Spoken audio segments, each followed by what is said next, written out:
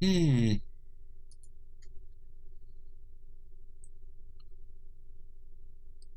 Okay, well, I have no idea what happened there, but for some reason I suffered a slight blip in my live stream, so I apologise for that. As I was saying earlier, today is my birthday. Today I am 36 years old. I was born in 1980, so I'm just going through and playing some games that are as old as I am. I think that's a good way to celebrate. Just play some classics that people have forgotten about for a long time. It's just a shame that I lost my audience because of a stream. Snafu. And I've been killed by a centaur. Boo! Killed by a centaur. Never cool. All there clipping and clopping around.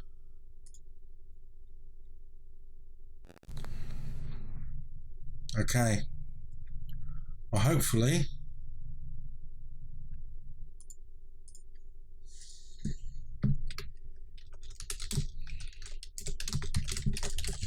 I'm just going to put a slight blip on YouTube's end. Should be back live now.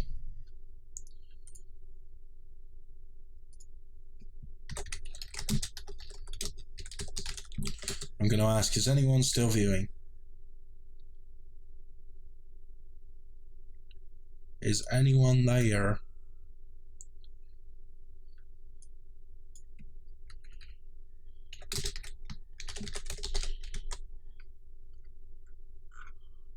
Anyone there at all? No? Well, it looks like we lost our viewers for a moment. But never mind, we are going to crack on. We are going to crack on indeed. Because hopefully everyone should be back in a moment. What I am going to do is I'm just going to quickly play an advert just to make sure while waiting for others. To make sure that basically I didn't lose everyone in that little blip. The joy of YouTube sometimes. It can't be helped, I guess. This does happen. And it can happen. And I'm sure it will happen again and again and again at some point or other today.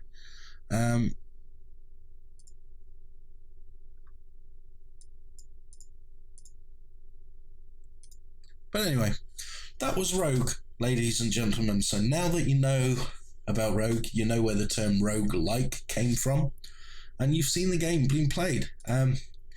Let's check out a more recent version. As I said, NetHack is probably the most accessible version of the game.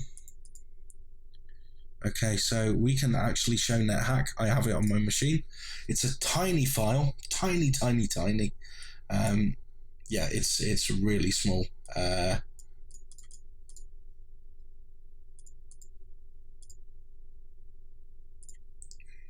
Okay, so here we are.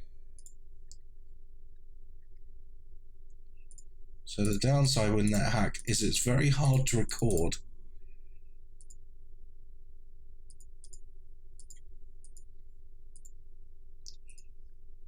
There we go, that should do it.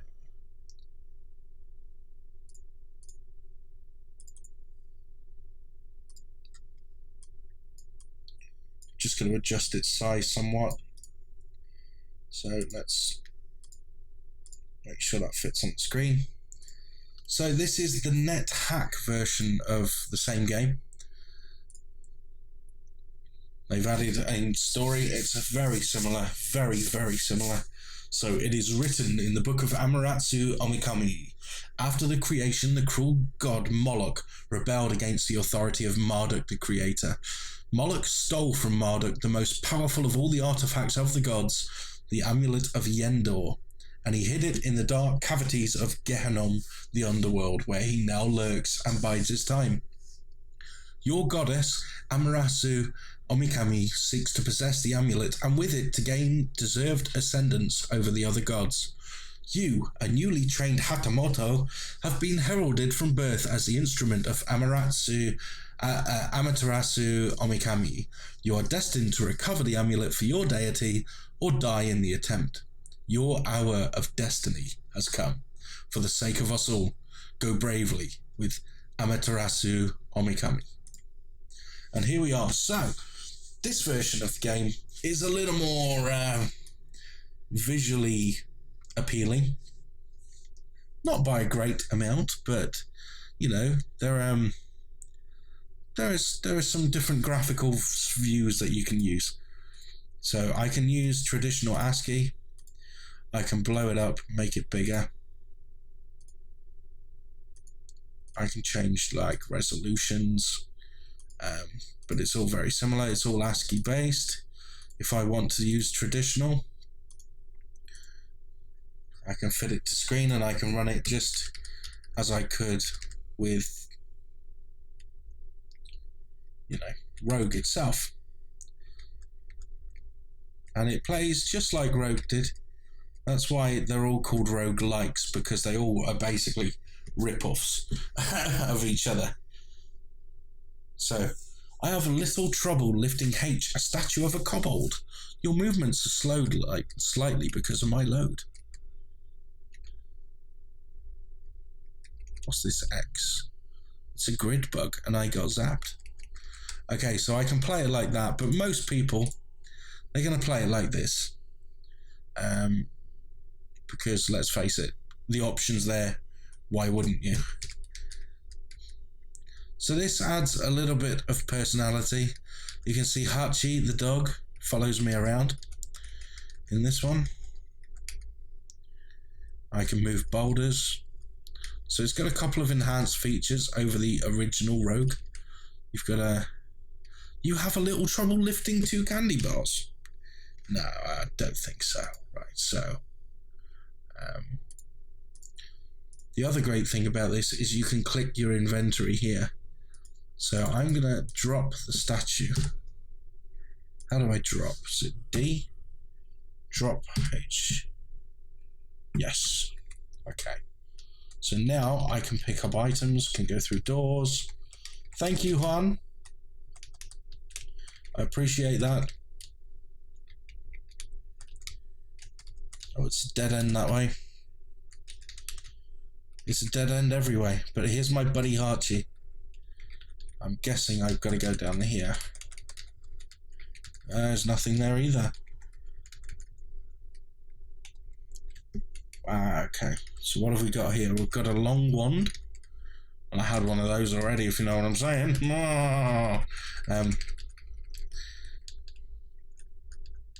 And a locked door. Okay, so can we find anything around here that will allow us to get through doors? So I'm going to drop the jackal corpse. I have no idea why I picked up a jackal corpse. It just did it automatically for me. But here we are on the other end of that door, and there's still nothing of interest. So I'm going to drop that jackal again. Drop the jackal. Alright, Jay.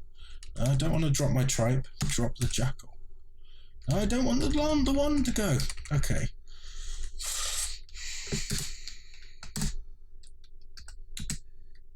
Now I've forgotten how we actually go upstairs.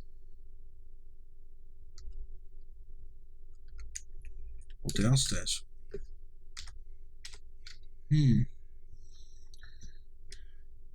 Okay, so less than and greater than are the keys to go up and down levels. From the look of it. What does the fountain do? Nothing. Okay.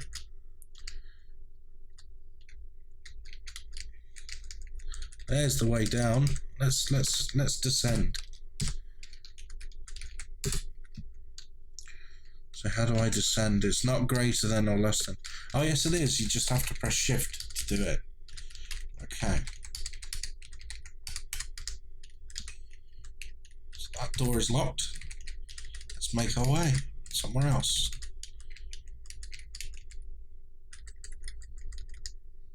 Ugh, grid bugs. I've gained a level.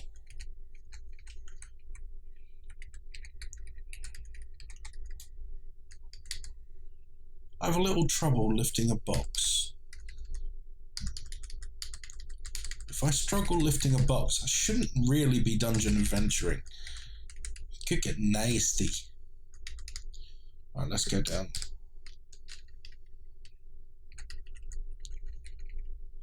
So where do we head now? Oh, scroll. Abracadabra. Okay. And a jackal came my way. Easily removed. No trouble at all. Let's move down to the next level. I kill the homunculus, whatever that is.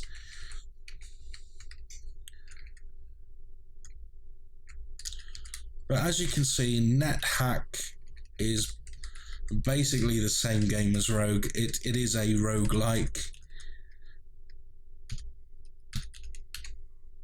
Oh, there's an iguana. Die, iguana, and give me my level up. I'm caught in a trap and I can't walk out because I love you too much, baby. And I'm getting hungry. Can't get out of the damn trap. I'm losing health because this gecko is destroying me. And it's killed me. Oh man. Look at that. Well, there we go. There's NetHack. That's an alternate version of Rogue. Rogue, of course, was created in 1980, just like me. So that was the reason why I was playing that game. It's quite fun. It won't be for everyone's liking, but then again, nothing ever is. So that is NetHack for PC and Rogue. As I say, very old games, but they are the originators of, well, basically every RPG genre known to man. It's just an incredible design, an incredible game. It's still, if you can get past the ASCII characters, the kind of very limited viewpoint you have, if you can get past that and use your imagination, you can still have a really good time with them. And I really recommend you check them out. They're available for free, so go and check them out. Go and check them out. Absolutely worthwhile. Even if you play it for 10 minutes, at least you give it a shot, you know. In the meantime, let's move on to the next game. Let's close NetHack if we can. There we go. And let's move onwards. Now, of course, there is a multitude of arcade games that were released on the same date as my birthday. The same year, should I say. Let's play a couple of them.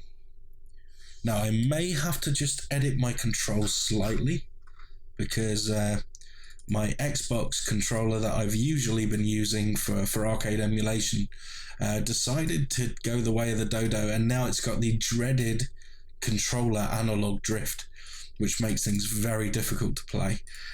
So I may need to go in and just quickly change the controls for the games before I get them to work properly. Okay, let's make sure that joystick is operational. And let's play a couple of classics. And what better place to start with? What better place to start with than the original almighty Pac-Man? So let's play Pac-Man. Happy birthday, Pac-Man. Happy birthday, me. Let's have fun. Let's play. Okay, so for some reason, this hasn't changed the game. So let me just update the game. It's still saying I'm playing Rondo of Blood, which I stopped playing ages ago. So let me just tweak that. Let me make sure it's showing the right game. Or not. Never mind, it's too much effort. We'll skip that. We'll just go right in to playing good old Packy. Pac-Man. Pac-Man. Love myself a bit of Pac-Man. So let's get it rolling. Let's make sure it's visible. Oof, no, we don't want it stretched.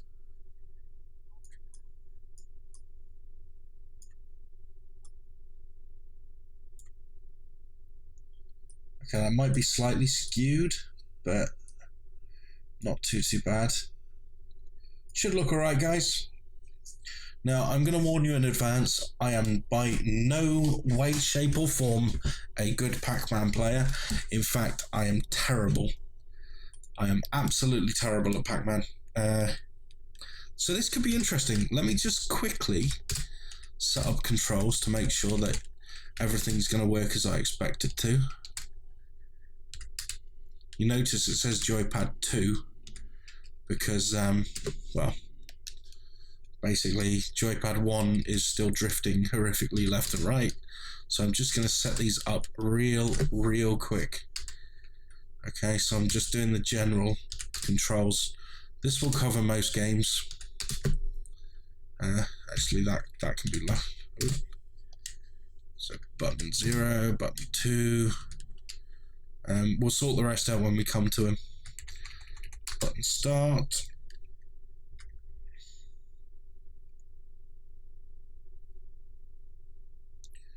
We won't need to worry about any of those. Don't need to worry about analog at this particular time. Oh, actually, we may do. So let's do analog pedal. Let's do panel analog. Dial analog. And dial vertical analog. Okay, that should cover it. So user interface, we just want to go in real quick. Make sure everything's fine with the controls. Actually, I don't need to do that. Other controls. Player 1 start. We'll have that on option button. I'm now using a DualShock 4 controller. Not my first choice. I'm not a huge fan of the DualShock 4s. But they will do in a pinch while I get my Xbox One controller working again. Okay, right, so we are ready to play Pac-Man.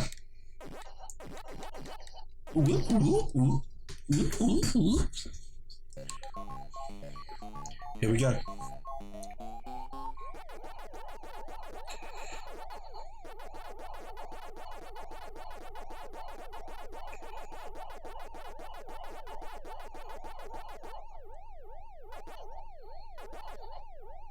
Come get me.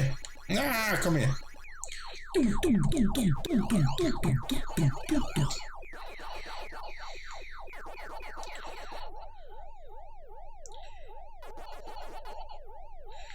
Come on.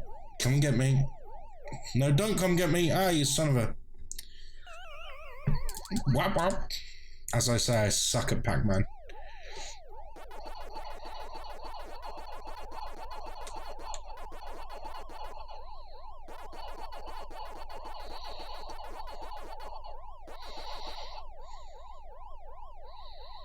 Okay, we're going for the fruit. Chomp, chomp, chomp, chomp. All 4 ghosts.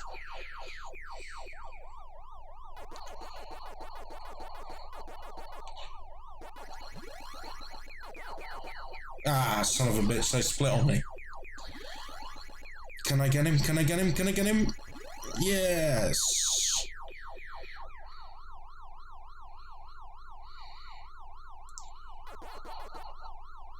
Okay.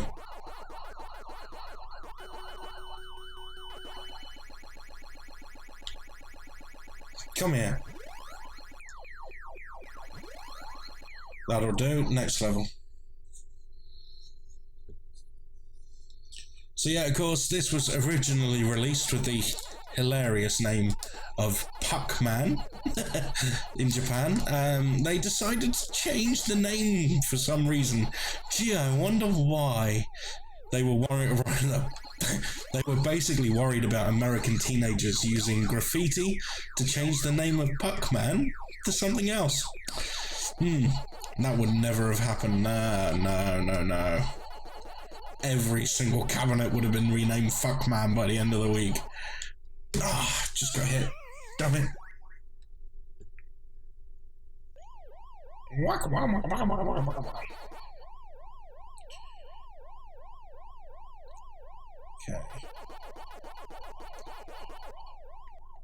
What? My controller didn't work. Lame.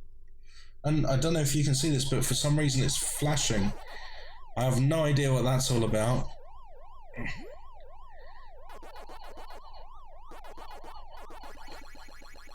Why you flash?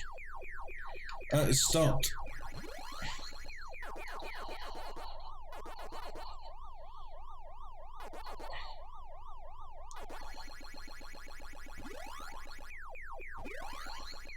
I'm not gonna get them all, but I can get 3 out of 4. That will do. Ugh. See, now I'm second guessing my controller. Because of that one slip where it didn't work, I have to second guess it. I'm gonna plug in just to make absolutely sure. So you hear that old dun dun dun dun. That means I'm plugged in and I'm charging. It's now gone yellow.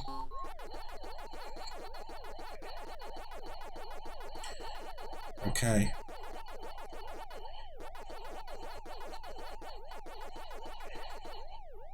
I've screwed up my pattern. Can I still survive? Ooh. No. Okay, this is going to be very hard to get the ghosts. It's not going to happen. Never mind. Now I'm stuck. Womp womp.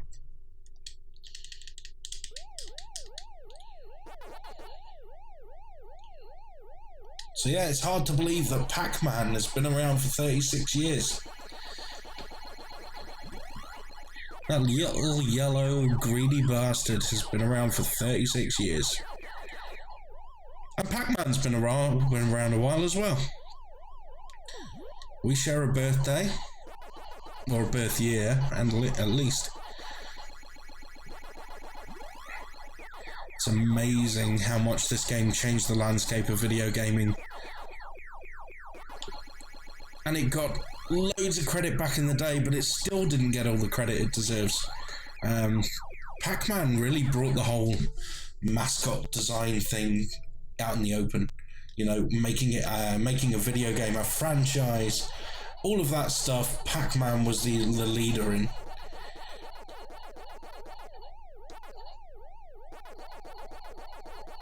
And it was a game that really appealed to women as well. It was as popular with women as it was with males, and I think it was one of the first games, aside from Pong, to actually do that.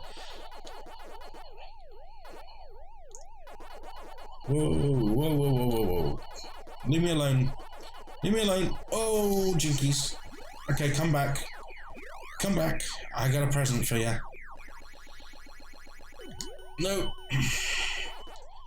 I thought about going for it, but...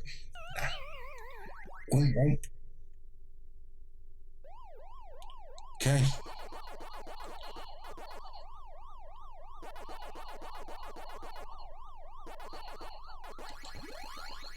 Going for it. Come back, you son of a...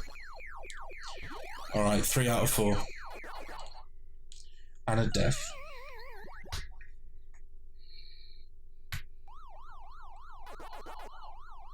My controller's doing that flashy crap again. I don't know if you can see that on the stream. But, yeah. Not quite impressed. Did you just see that? Hi, Eduardo.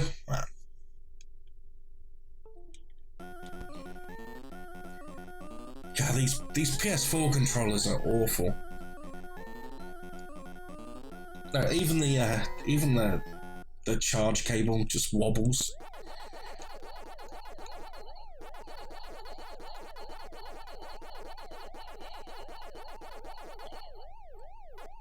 Oh, I shouldn't have gone down. Damn, that was a mistake. And it's game over. But that's enough for Pac-Man. I believe we've all seen Pac-Man before. We all know and love Pac-Man. There are very few people that don't enjoy playing Pac. It's just a game that's timeless. And it's a game that Yeah, Javi. That's what I say. Did you see that? I went through the ghost. Still finding glitches 36 years later. Wow. Yeah, it's kind of crazy, huh? But let's move on to the next one. We have lots of great games that came out in 1980. And some not so good ones, like well, I've never played that, to be honest, so I'm not gonna comment on it. I've never played Mad Chase before. So what have we got here? We've got quite a few games released in 1980. How about Rally X? So Rally X has its own kind of nod in the history books. Rally X was the first game ever to have a bonus round. Yeah. First game to have a bonus round.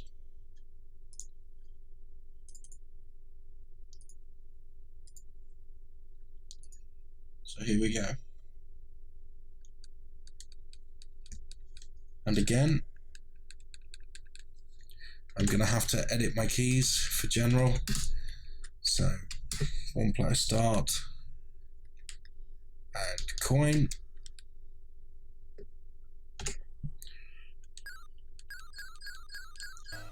Here we go.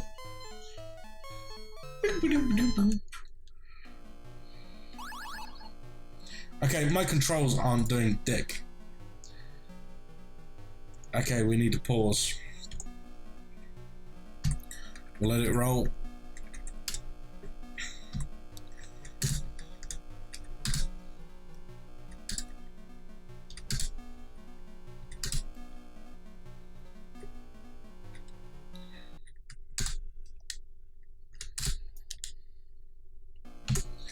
Okay, let's start that again.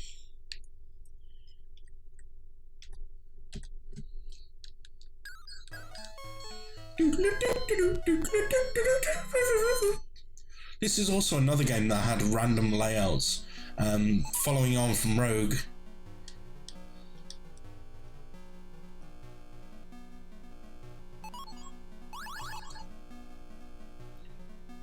Let's get these cars out of the way.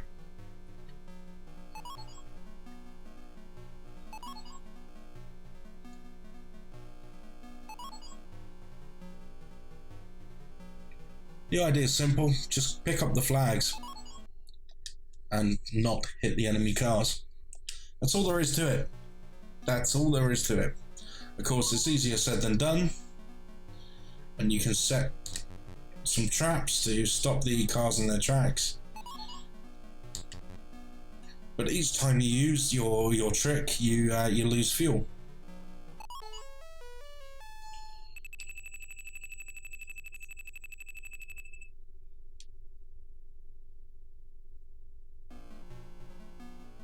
So let's start at the bottom, work our way up.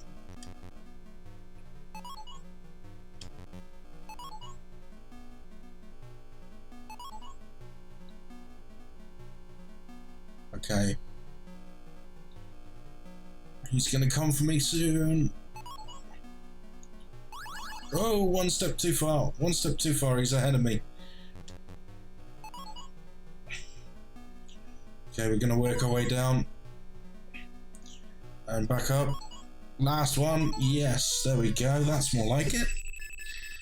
Thank you, come again. Challenging stage. This is it. The first bonus round ever in a video game.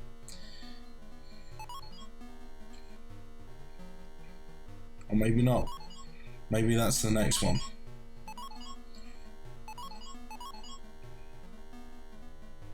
No, it is this one, isn't it? Yeah, because you get a chance to hit them all first. There we go. Easy money.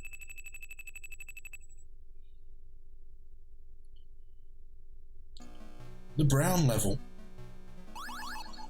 Oh! Damn. I got dead-ended.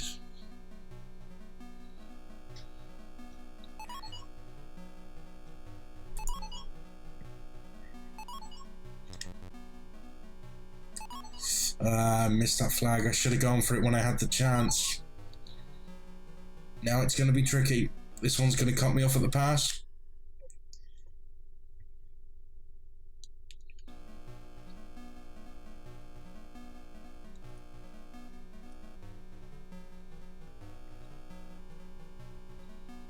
I missed it again. Got it this time. Okay. Just the last flag to get. And we're through. Yeah.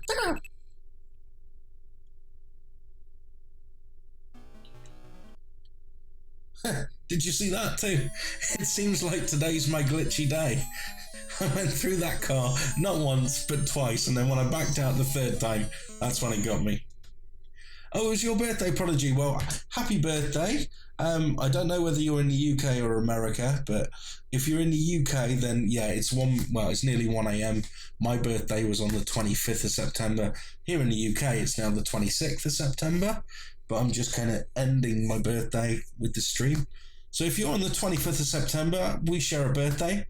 If not, if your birthday was on the 24th of September, well, happy freaking birthday anyway. We shared a good weekend together. How's that? Let's play a bit more Rally X.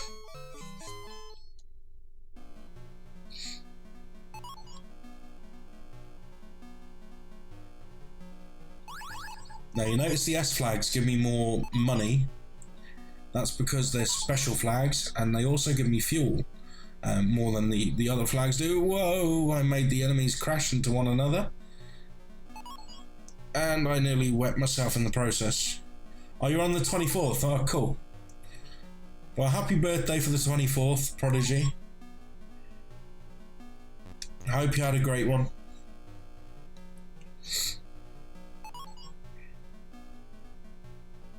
Hi Aziz, thank you very much.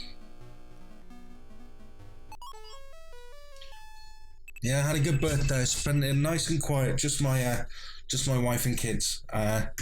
Hyping Mike, thank you very much. Yeah, we had a good time. We went to a little cafe for lunch. Some nice food, some really good fish. Yeah, some really nice time. And then the afternoon, I just spent it enjoying time with my children, which is probably the best way I could ever spend it. And now my kids are gone to bed. The wife's gone to bed, so it's my time to play. What better way to play than to celebrate the birthday by playing the games that were released in the same year as I was born? So all of the games on stream tonight were released originally in 1980. I'm 36 years old, and each one of these games is 36 years old also. Thank you, Francisco. Thank you very much. Saludos to you.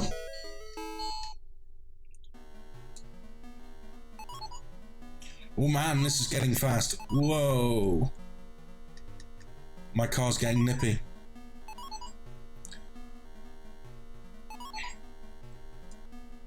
Whoa.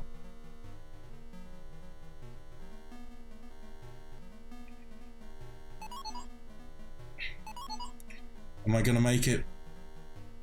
Yeah, of course I'm gonna make it. There we go. Thank you, Aziz. My controller stopped working again. I lose focus for some reason. Ah! Died. Whoa!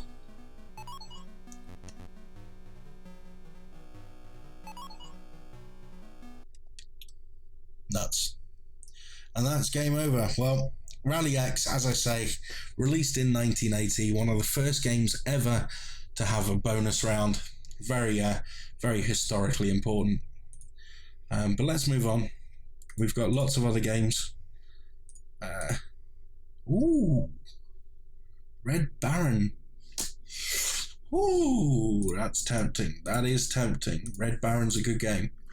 I need my overlays sorted before I can play that though. So let me just check my overlays real quick.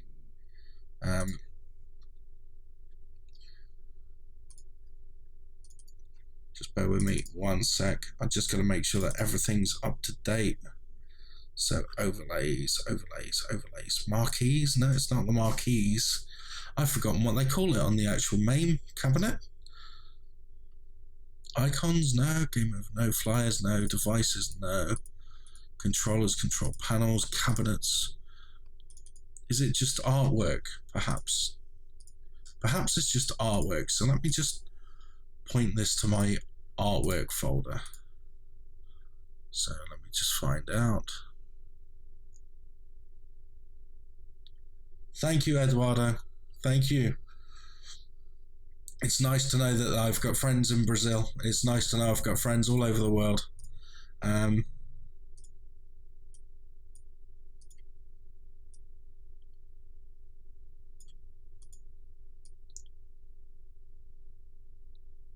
Let's just get this artwork going.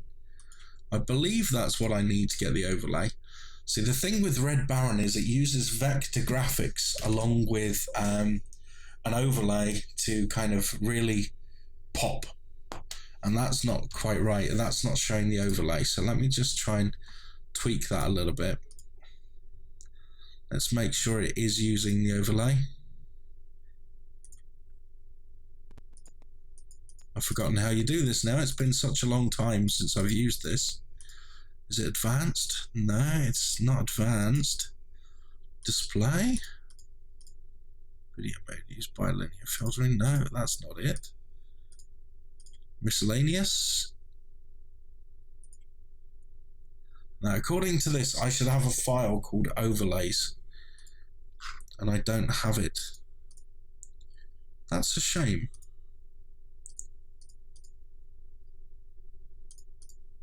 Let me just check. No, that's not it. That's a game over screen. What do I need a game over screen for? Silly. Just bear with me 1 second. I'm just going to move to the camera rather than you checking out my file system, which is as boring as all hell. You can see my my face instead while I study and look and try and figure out what's going on here. So, is it background? No, it's not background. Artwork? No, it's not background artwork. Confused I am. No, it's not manuals. I don't need to read the manuals. Is it in the marquee?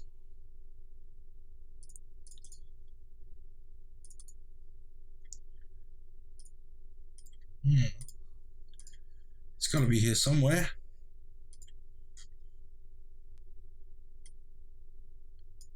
Distorted Travesty 3 has 2,800 hours of game. Okay,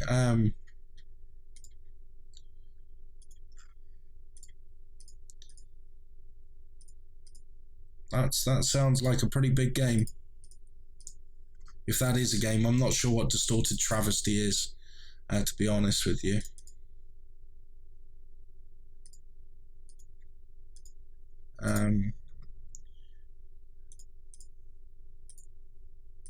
I'm just trying to find these overlays. I have a folder full of all of the extra bits and pieces that the arcade emulation has. It's a game. Okay, well, I might have to look into that.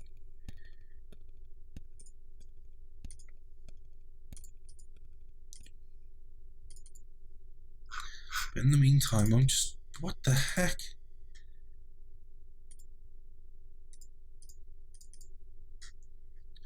Oh, okay. Right, I've got it now. So it is under artwork. So it is under artwork. I've just checked a folder.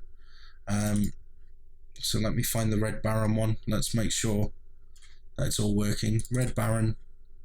Let's make sure I have the folder here and the files. I'm just trying to make sure that the cockpit and the bezels work properly on the arcade machine. So hopefully this time when I play it, it should work. No. Okay.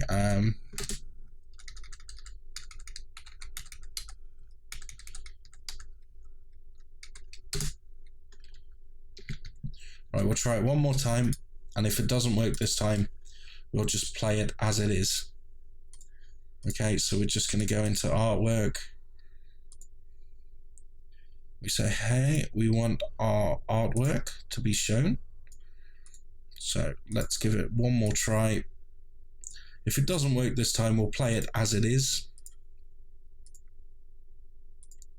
But I would really like it to work properly. No, it's not going to show up, is it? So, unfortunately, we won't be able to see the full effect of the game. Oh no, here we go. Here we go. That's more like it. Right, I got it now. Yes, yes, there we are. Right, okay. So I've got this all working now. It's showing up as it should. Let me just make sure that it looks nice. Let's make sure the scaling looks good on screen, because at the moment it looks way too stretched. Okay, so you guys should be able to see that. I'm just going to drop it underneath my overlay. There we are. Okay, so now this is as it's intended to look. This is Red Baron.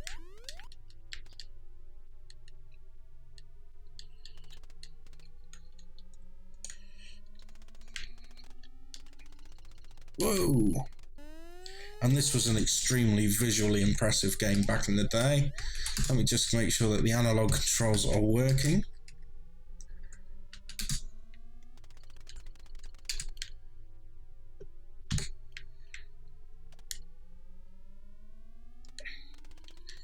And let's destroy some enemies. Get out of my way! Okay, I think the analog isn't working as it should.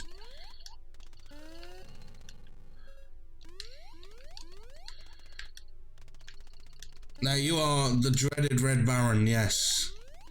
So it's quite historically interesting as well, as technically you are, well, a bad guy.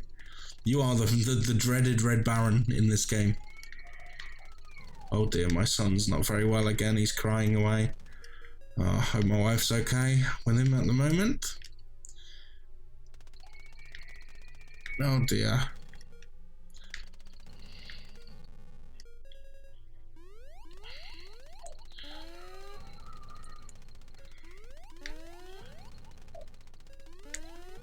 It takes quite a degree of accuracy as well, this game. You have to lead your shots to make sure you take out the enemies. If they get behind you, you are in deep trouble. You also have to take out the enemy fortifications on the ground, as well as the air buses and everything else in the sky. Ah, took me out.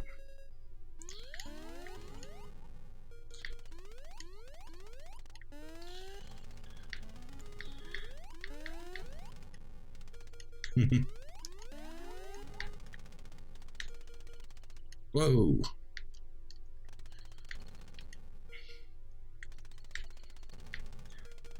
I'm using an awful lot of concentration just to survive. Oh, my gun's overheated. You can't just hold down the fire button, you've got to time it. You can do short, sharp bursts.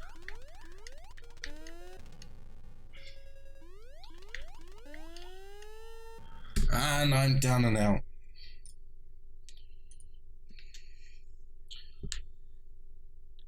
So how do I change letter with the joystick? Never mind, we're going to be A. We're just going to be A, and we're going to continue playing. Because this game is a lot of fun. This is one of my favourite of the old school Vector games. It's a great challenge. I only discovered this game a few years ago, actually. Back on the Xbox 360, there was a piece of software called Game Room, and it was basically a service where you could pay money to play the game once, like a quarter system in arcades. So you could pay like a microtransaction to play the game for a while, or you could buy the game outright. And I spent a fortune. I really did. I ended up having all of the arcade game packs. I think I bought them all. So every arcade game that was available on that system I ended up buying. And there were quite a lot of games. I had everything from this to Jackal to yeah, a whole host of different things.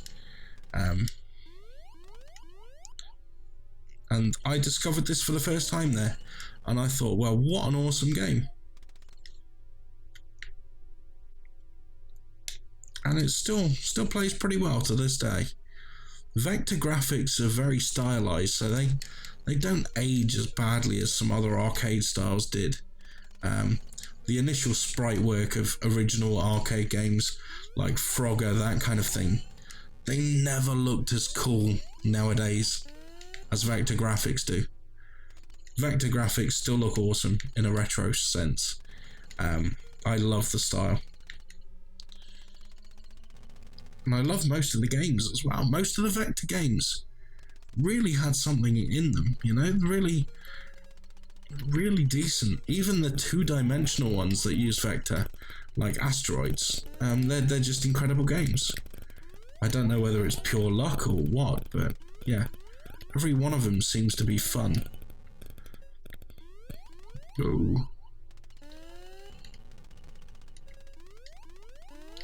Who'd have thought just a few simple lines on a screen would give you this kind of immersion?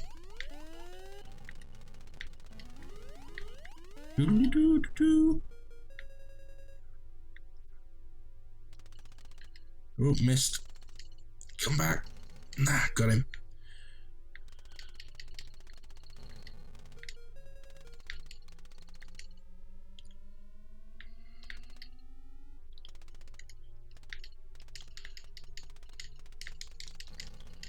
There's one taken out. I've got to dodge the rest. Whoa. Ah, this is getting intense now. I'm gritting my teeth. I'm getting really tense. Whoa. Whoa. Whoa. Look at all the bullets flying at me.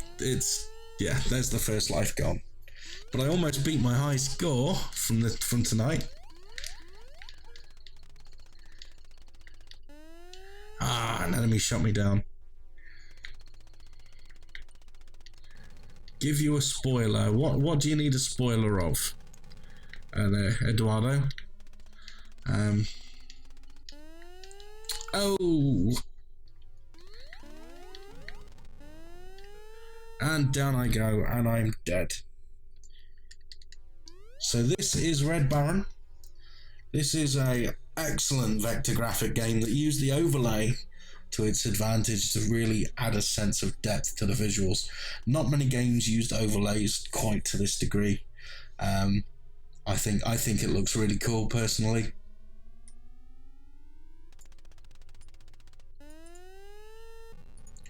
Life is a lie. Well, it's real. It's real. It's just nobody understands it.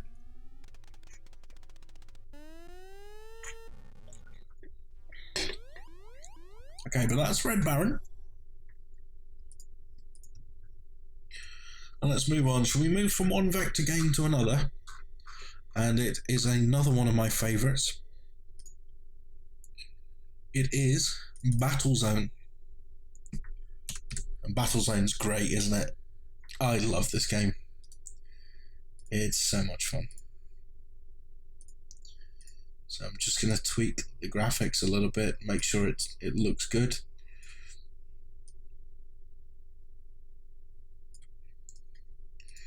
Okay, that should look about right on your screen if you're viewing. In Brazil, our money's called real.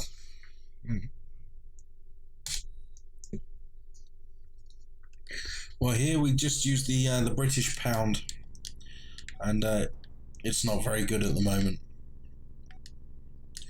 Okay, so I'm just going to need to tweak my controls for this game.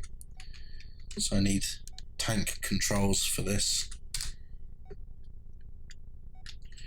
So I'm just going to adapt my controls a little bit.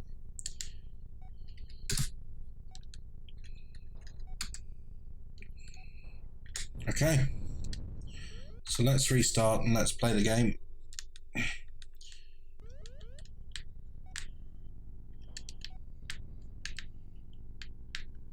So this game in the arcade had a very interesting layout.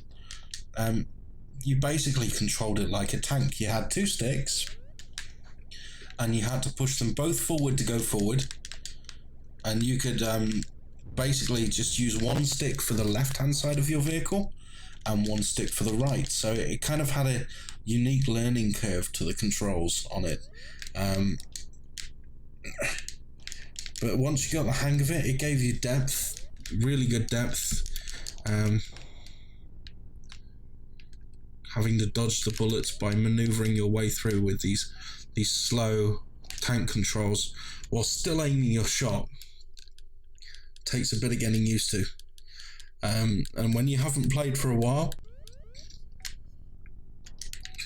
it can be quite daunting to get back into the control system.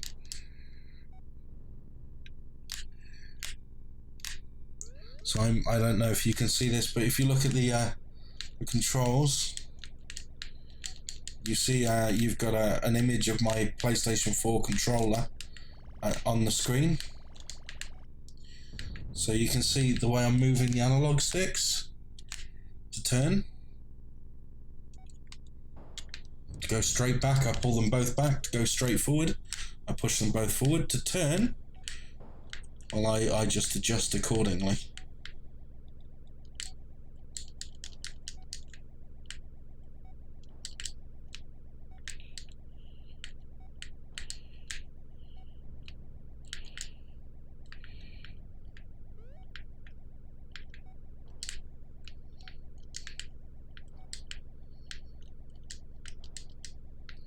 Come on. Yeah, got him. Alright.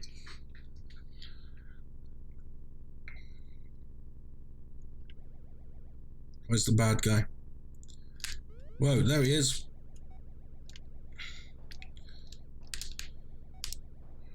Oh. I was close, the bullet nearly hit me.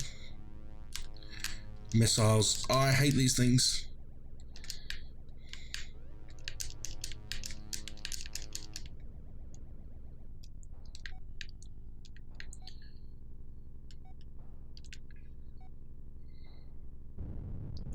And I'm getting my ass kicked. But this is a fun game. This is a game I was never very good at, but I always enjoy playing it. Thank you, Ben-Hur. I appreciate that.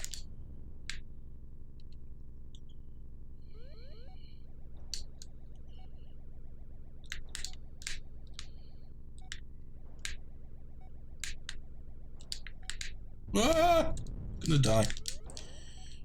Yeah, as I said, I'm not good at Battlezone at all, but it's something that I keep wanting to strive and improve my gameplay of. And I keep coming back to it. I only play it for a couple of minutes at a time, but it's something that I've been playing on and off for many years, and I've still not got any good at it. But I have fun, and that's the most important thing. Battlezone went on to create a load of sequels as well, in turn including a non-arcade version of Battlezone. Released in 1998 for the PC, there was a strategy game of Battlezone, which included resource management and building bases and that kind of thing. And that game was awesome. I absolutely loved that. And I think part of that is why I like this original version so much, because it just created something that I played for a long time on the PC. And in 98, I was new to PC as well. I got my first ever PC in 1997. It was about November in 1997, when Carmageddon and Quake 2 were released, is when I got my PC. So yeah. Then Battlezone 98 came out the year after, and it blew me away. I'd never really played anything quite like it before. But that's Battlezone. Again, it's another game released in 1980 the same year as I was born. So, happy birth year to Battlezone. What else have we got? What other arcade games were released in 1980, the same year as I was born? Let's do a classic. An absolute classic. This is one of my favourite games of all time. Asteroids Deluxe. This is a game that never gets old. I've played this game so many times. I've played it... Yeah, I can't even think of how many times I've played this game. I've played it on multiple formats. I've played it on multiple systems. I've played it for short bursts, and I've tried to get high scores. Again, it's a game I'm not very good at. I think my high score is about 40,000. It's not very high at all. But it's a game I enjoy playing. And as I say, that's all that counts for me.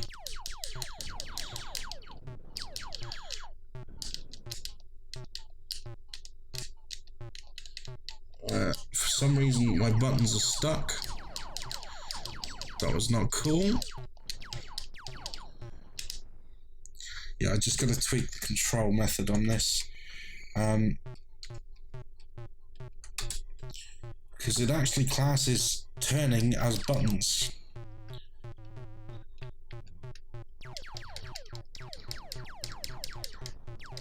Boom, boom, boom, boom, boom, boom, boom, boom, boom, boom, boom, boom. Such an intense game.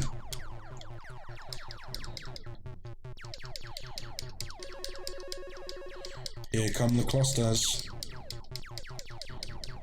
Oh, we're running. Oh, we can't stay here.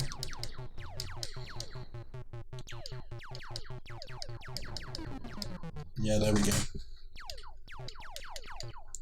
Boom, boom, boom, boom, boom. Much like Space Invaders, the incremental speed up of the beeps really gets your heart pumping.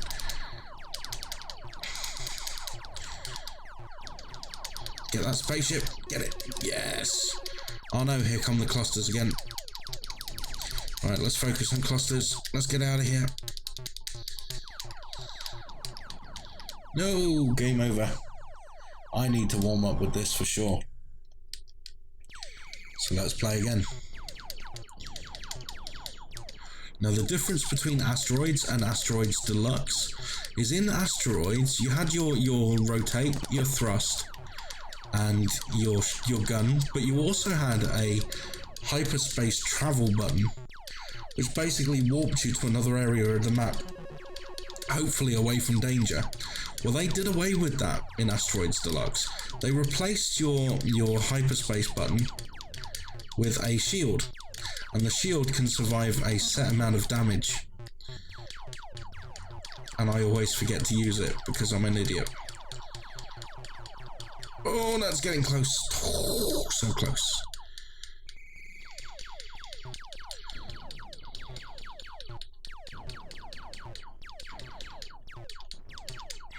Moving. Whoa.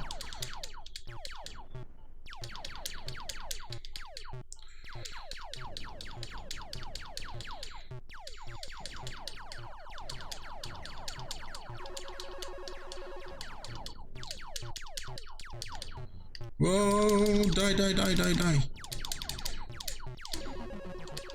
Another cluster. Oh man.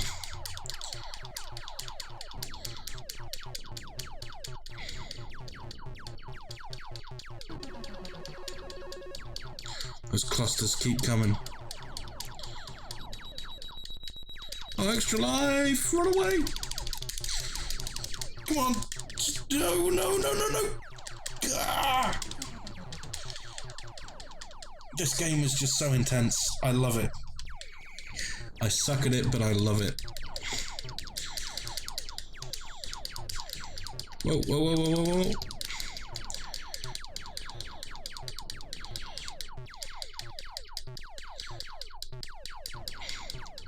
See, and the other thing with Asteroids Deluxe, compared to the original, is it discourages you from just taking one rock at a time. Because you've got all these other enemies coming at you, and their bullets can affect the asteroids also, you can't just farm a single asteroid anymore like you could with the original. So it really means that you got this intense gameplay.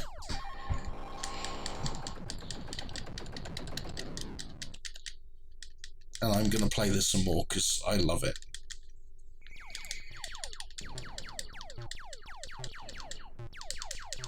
Vector graphics were all the rage in 1980. There were quite a few games with vectors. Because they look so futuristic and freaking cool, especially with the overlays in the background, like this one. It just looked awesome, and much better than simple sprites could afford you. Graphically, it really kind of popped, made your game stand out. Of course, like everything, it got played out as time went on, but not without a few major swan songs, like Star Wars, for example. The Star Wars games had incredible vector graphics. They really brought the movies to the arcade. They're awesome games. But as they weren't released in 1980, I'm not going to be playing those tonight. It's strictly games released in 1980 tonight. Games that are 36 years old, just like me.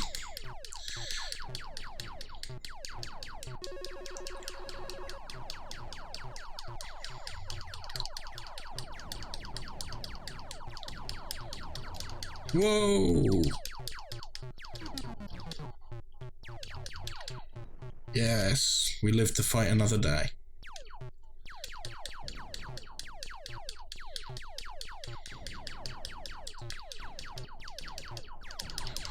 Oh, it's getting tense. Again. Ugh. Why do I always forget the shield? Why do I always forget it? My finger is right there, and I always press it a second too late. Let's give it another go. You're probably screaming in frustration at me, just saying, look, just press the frickin' shield.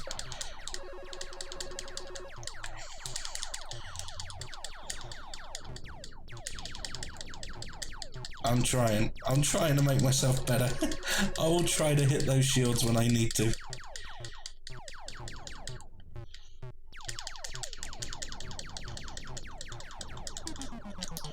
Oh, too late. I did reach for it. You could see on my screen overlay for the controller, I did reach for that button. It was just a split second too late.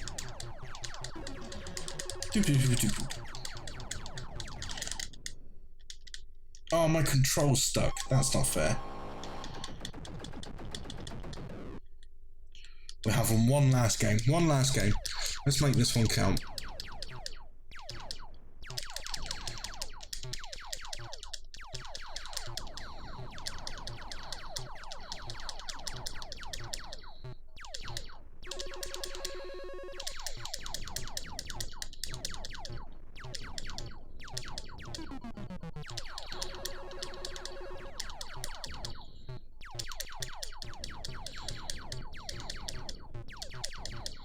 Whoa, yes.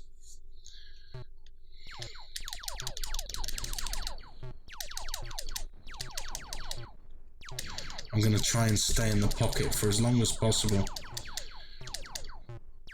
Okay, that's as long as possible. Boom. Nowhere near my high score at this point. The old reflexes are getting on a bit. And it is 1:30 in the morning, which doesn't help. Oh, no, no, no, no, no, no, no. Run, run, run, run, run, run, run, run, run. Kamikaze. Well, that's Asteroids Deluxe, an evolution of a arcade classic. In my opinion, it's the better game of the two, and I love it, even if I'm not very good at it. Speaking of more games I'm not very good at, Berserk. Berserk was one of the first games, also released in 1980, to have speech samples included. So let's have a little listen.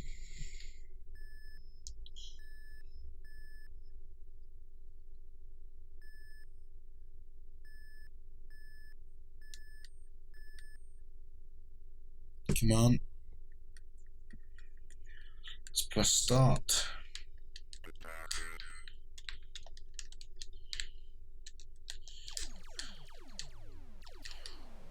So you can hear that. You can hear that speech synthesis right there. That was mind-blowing back when I was born. The computer spoke to me, man. It spoke to me, dude. No, let's not call the humanoid. Let's move on. Berserk is known for its ridiculous difficulty. It lets you in easy, and then it just completely destroys you very, very quickly. It's known to be one of the hardest arcade games of the era, and that is quite an accolade, considering how difficult some of the games released in this kind of golden era of gaming were. For this to be called one of the hardest, well, you can see why, can't you? You can't touch the walls, you can't touch the enemies, you can't touch the bullets. You have to cope with that synthesized voice without freaking out. You can only fire one bullet at a time, and you have to stay still while you fire it. You move at a snail's pace, so you can't outrun bullets or anything like that. It's a tough game. It's a tough game. But I'm tougher. I'm into the mess at this game.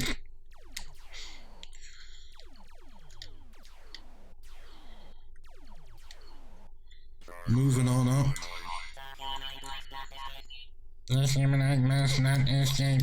Oh shit. That was close.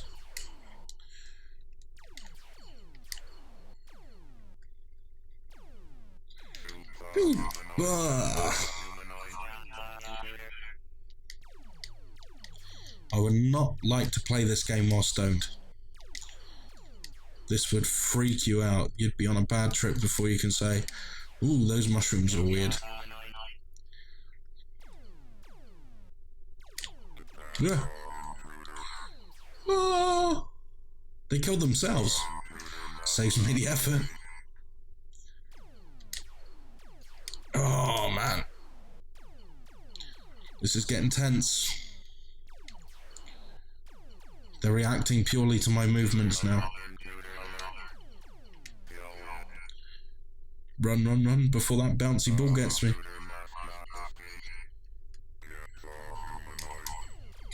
Why?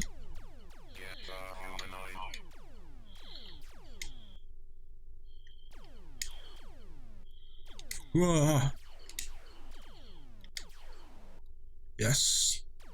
One last enemy in the room. And I can poke him.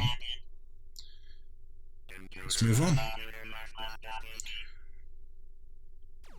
That evil Otto is the smiley face's name. And he scares the crap out of you because you can't kill him. He goes through your bullets, he goes through walls. He is generally not a nice Otto. Chicken, fight like a robot. Whoa, that was close. You see a bit of colour clash when you get a bit too close to an enemy bullet. The bullets turn green. Whoa! Man. God damn humanoid, god damn intruder. So that is Berserk. One of the first games to have synthesized speech. A very, very difficult game. It's renowned for its difficulty. It's another game I'm not very good at. In case you hadn't noticed, I'm not very good at many games anymore. I know a few genres and I know a few games, but these games I need to warm up and play quite a bit. So I am playing them extremely poorly. But hey, we're just going through. We're just having a bit of fun. So it doesn't really matter. We're having a carnival time. So this is Carnival. just going to stretch the screen upwards for this one a little bit. Now this is a game that has been around, well, for 36 years. It's a game that you don't really hear about very often. And it is very difficult indeed. It's a simple concept. You've just got to shoot the enemies. But you have a limited amount of bullets.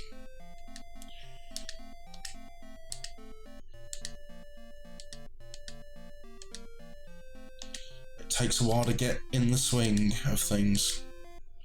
You get more points the higher up the board the enemies are when you shoot them.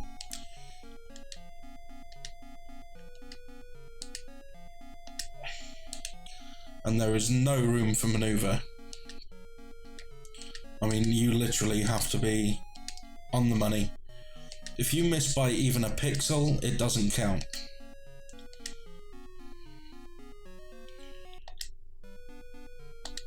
Pow! I'm running out of bullets. 2 bullets, 1 target.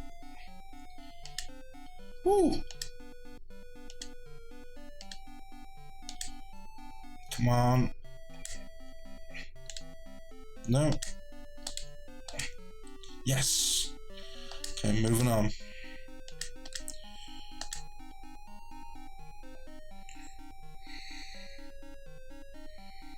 It's hard work.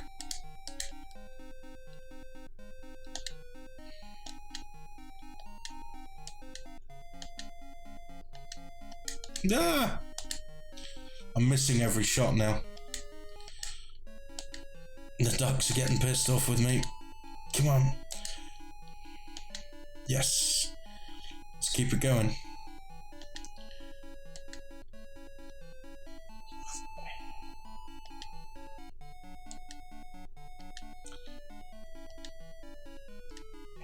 Let's shoot the pipes if we can.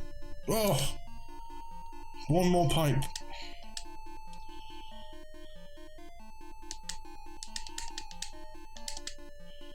No, I'm gonna have to focus on the ducks before I lose all my bullets. Okay, now we go for the pipe. No, we're too far out. That looks about right. Fire! Oh, too early. No, I'm out of bullets. Game over. So as you can see, it is not the easiest game in the world.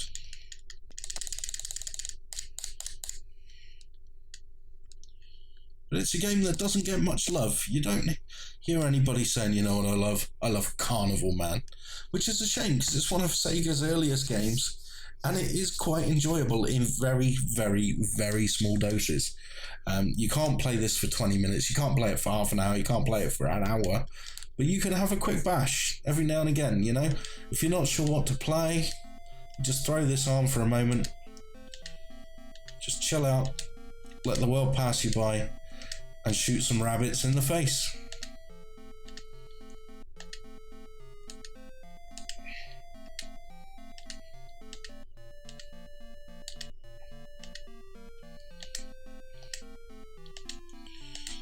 No!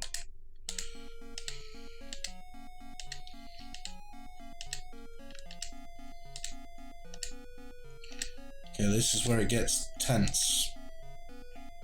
When you've got just a handful of enemies and a handful of bullets.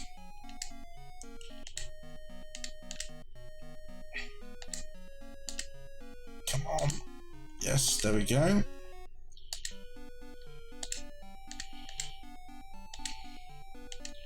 Let's go for pipe.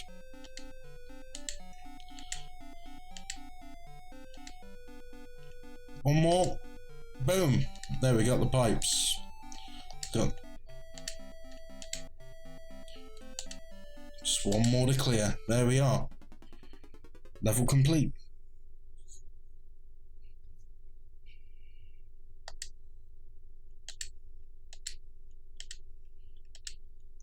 This is the bonus round.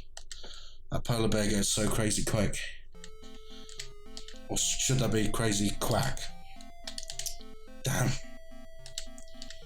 No, my bullet's just been eaten away.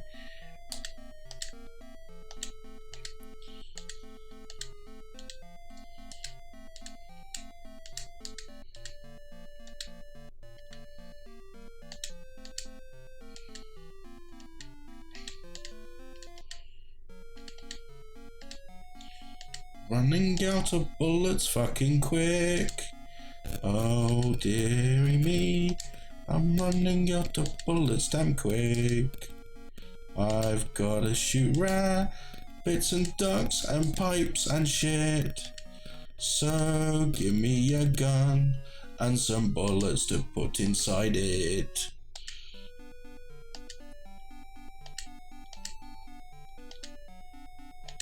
Bang, bang. Pipe time. Let's line up. There we go. Keep lining up that shot. Ah, starting to miss. That is not good. Well, that's all the pipes.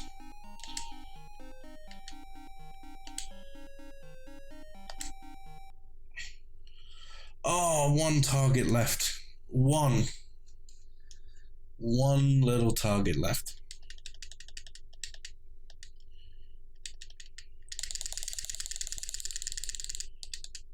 Entering your name is tedious in this, and I've passed my G. Let's get around to it again. There we go. Right, bang. Okay.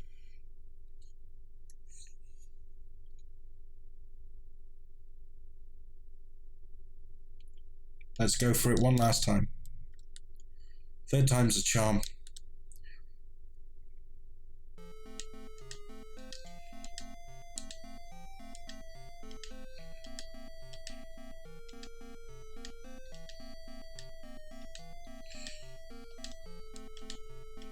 Now you've got to watch out for that yellow indicator as well, because if you hit that yellow box when there's a minus on it, you actually lose the score that's shown. If you hit it when there's a plus on there, you gain whatever is in that box at the time. So I definitely do not want to hit it right now. I'm going to hit it now. Get a couple extra bullets. And again, a couple more bullets, which I can use to waste.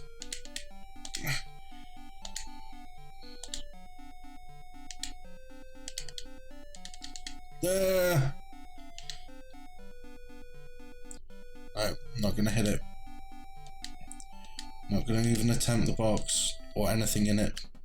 Here we go, next level.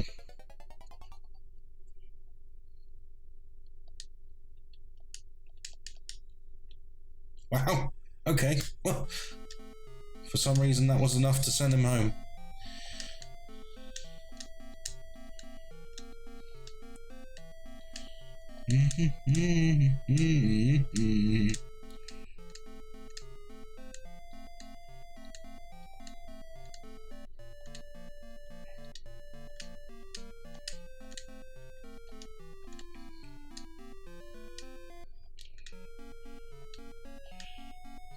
Gotta hit those pipes. Extra bullets, yes, just what the doctor ordered. Not what the vet ordered, but what the doctor ordered. Can't miss. Can't miss. It's getting dangerously low. I have to pick my targets now as well. Oh, I missed the bullets. That is going to cost me.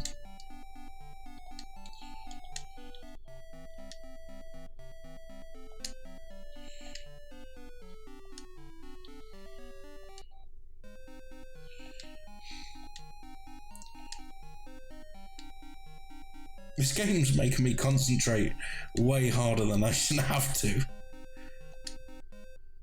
Ah, out of bullets.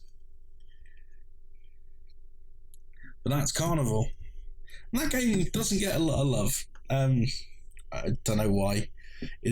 Perhaps it is extremely simplistic, but for what it is, I kind of really enjoy it.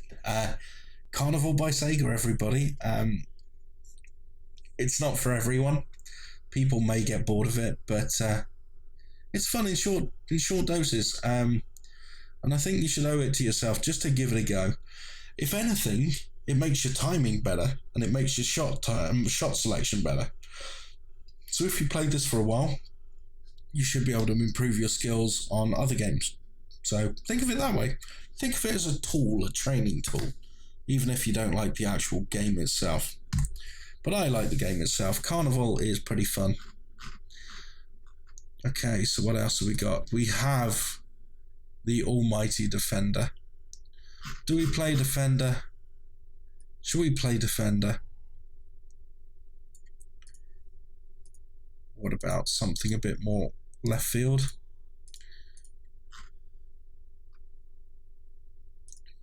Space Duel. Space Intruder. Not Space Invaders at all then. But I tell you what, we can play. It's not in the arcade, but it is on the Atari. So the Atari 2600 was pretty big in the 80s. It was absolutely massive, in fact. I made a big understatement on that. Okay, so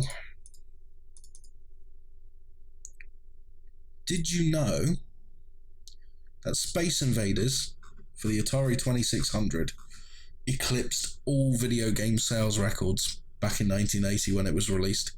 It became the most popular game ever on basically every survey known to man in 1980, even though it was released in 1978 on the Atari. In 1980 it became, really, really big.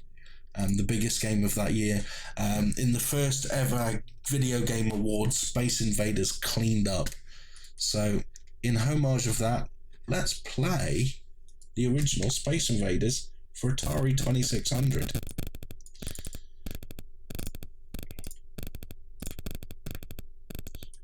So let's just get the screen out here.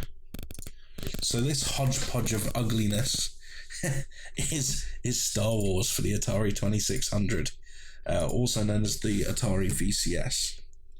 Yes, this is really what it looks like. Yes, this is really Space Invaders. No, for some reason my buttons aren't working. So I need to figure out what is the fire button. So 1 second, let's get it. Input settings, devices.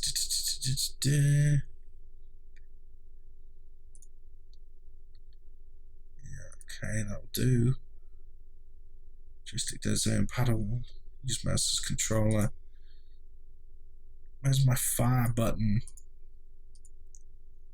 Where's my fire button? Game properties, maybe. Controller. Okay. No, can I pick my buttons? Can I pick my buttons?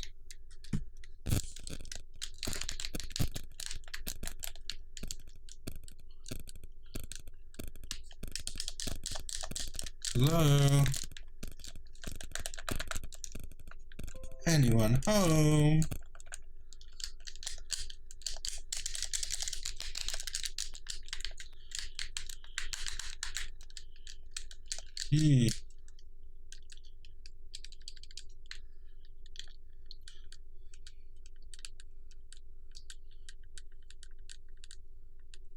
No, I don't want to open Game Bar, you silly thing.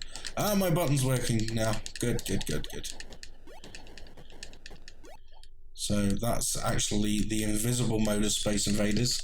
That was designed to make things harder back in the day. There's a couple of invisible variants.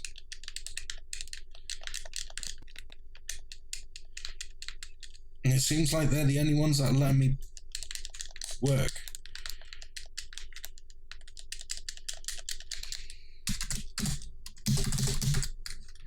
Okay, what are the controls on keys? Maybe I can play this with keys. Let me just drop the joystick unceremoniously. Pew pew pew pew pew pew. Where's my pew pew button? I need a pew pew pew button. Come on.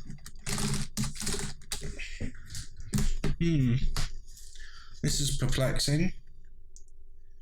Do I have to get the game started first?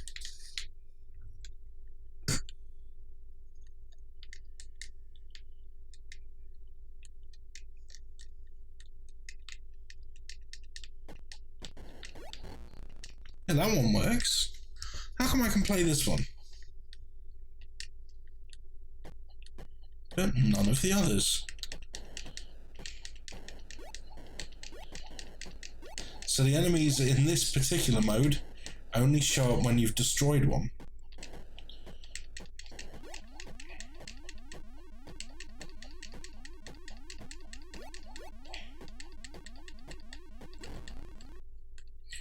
That's not the version I want to play. I want to play...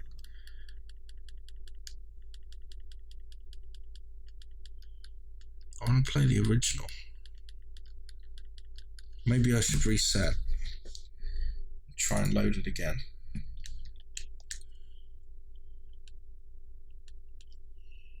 No. Perhaps the buttons are the wrong way around. Okay, here we go. The standard version of Space Invaders. So like I was saying before, back in this day and age, home conversions were pretty much impossible to get the arcade experience in the home. The technology just wasn't there for the home computers at the time. So as long as we got a game that felt like the arcade version, that was good enough. And that's why this version of Space Invaders did so well. You know, it had the feel of Space Invaders, even if it looked nothing like the arcade version, really. And it's playable. It is a playable rendition. Definitely.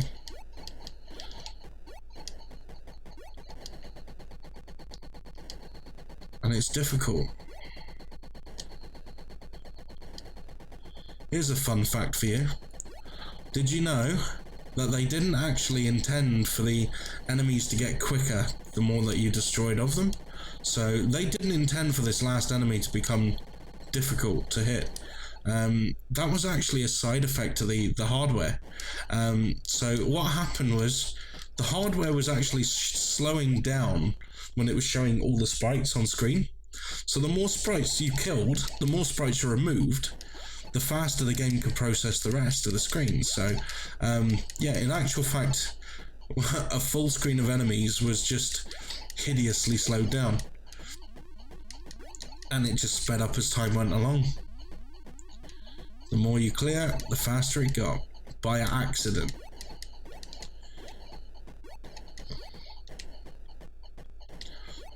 I wish I could have a happy accident like that, which kind of makes me millions of quid.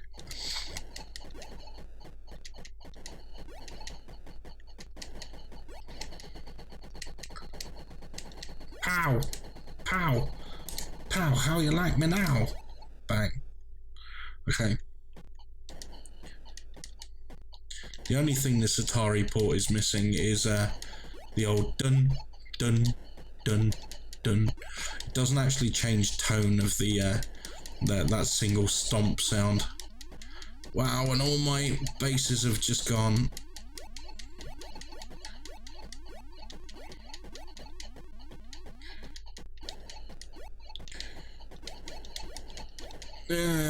This isn't good. This is where things get tricky. When you've got a split. Much like bowling, if the enemies are split, you've got a tricky time ahead of you. If they're together in a cluster, it's not so bad.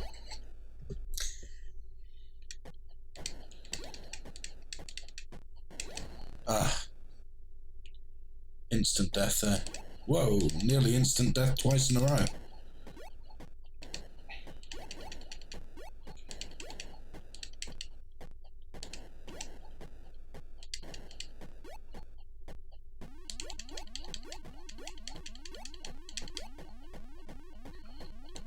I like to shoot in rows. There are different ways to play Space Invaders. You've got the row clearers like me, but you've also got the people who do the Nagoya attack, where they shoot sideways, you know, horizontal rows, which I always found really difficult. See, the Nagoya attack, in order to do it properly, you have to be right down to where they're basically on the nose of your craft. Otherwise, it doesn't work properly. I've never figured out how to do that effectively. So I've always been a row clearer like this.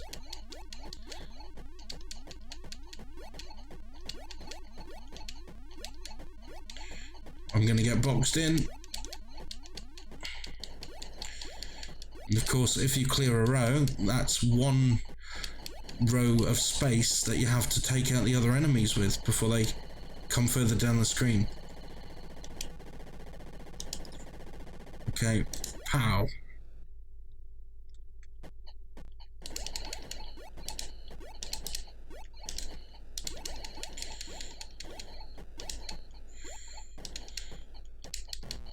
Ah, that was unlucky.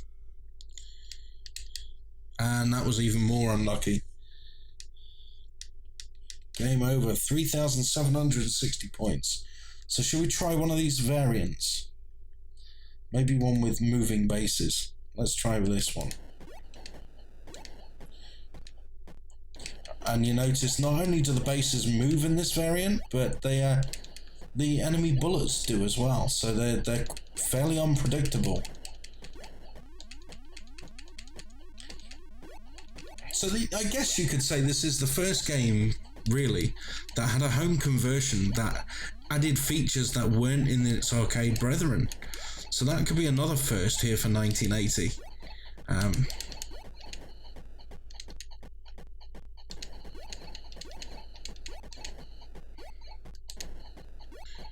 Pop, pop, pop, pop.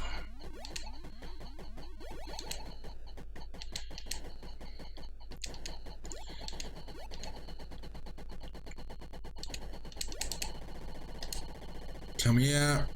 Bam.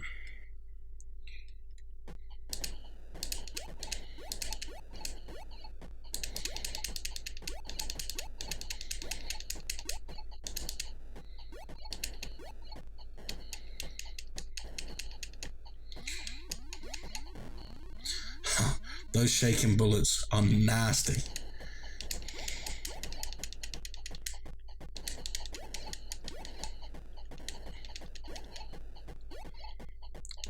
You know, there's another type of player who plays Space Invaders.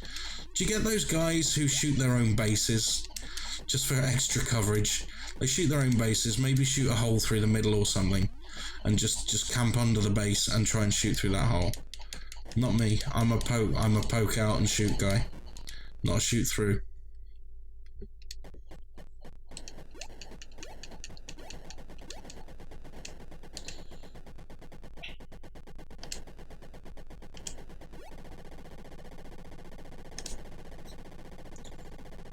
And pow! Yeah, there we go.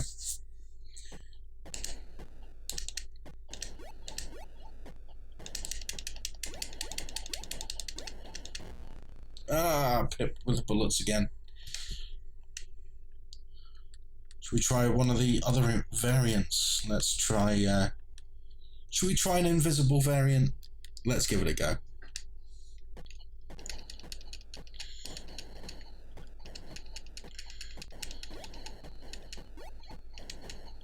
So yeah, in this version, they only light up when you shoot one of them.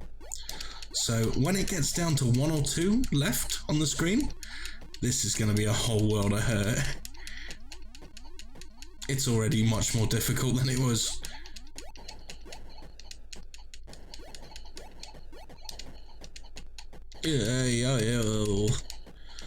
Come on, let me hit something.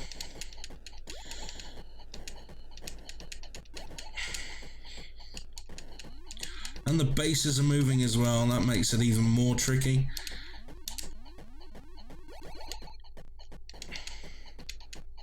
I don't know where they are. And now I kind of wish I didn't know where they are, because they're awful close.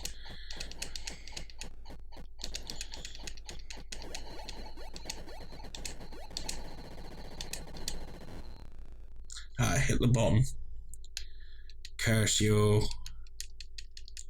Game over. No. How many variants of this thing are there? Jeez. Okay, we've got 2-player variants. We've got some of those.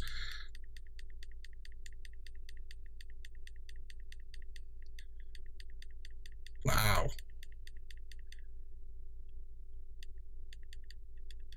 75 different versions. 80, 90. Wow, the variety in this. 96 different versions on one cartridge. 110. Wow, I've never seen that many on an Atari cartridge before. So that could be another first for 1980. Over 100 versions of the same game on an Atari cartridge. Holy crap. Okay, well, let's quit out of that for now. Let's see what else was released in 1980. How about Steeplechase? Now, I don't remember Steeplechase. But let's give it a shot. So let's go Steeplechase.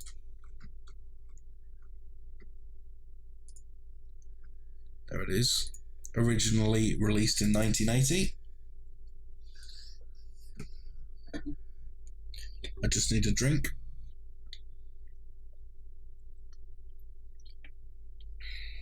Because my throat's getting dry. Here we go. What are we supposed to do? Thank you, Owned. I appreciate that. How the fudge do we play this? Right, let's start it off.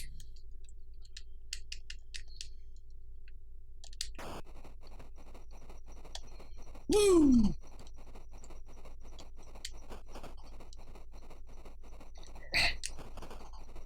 Is this it?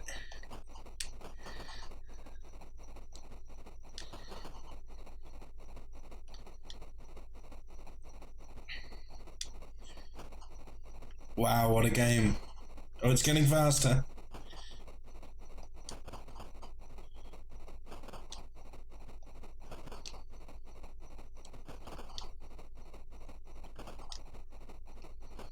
And that's it.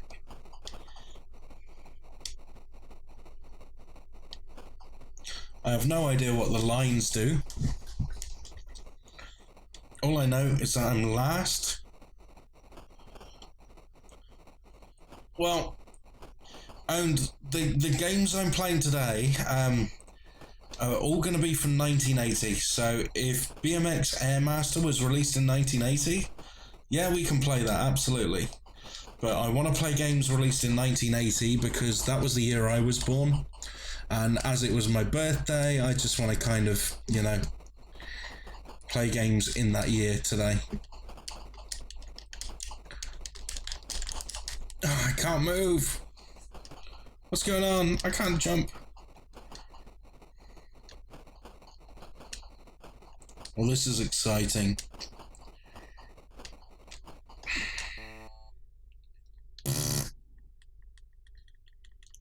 There's got to be more to it than that. No, there's just a handful of different game types. There are 6 game types. So this is garbage. That's it, huh? Okay, well, yeah, that's a crushing disappointment. Steeplechase sucks. It sucks a big one. We won't be playing any more of that.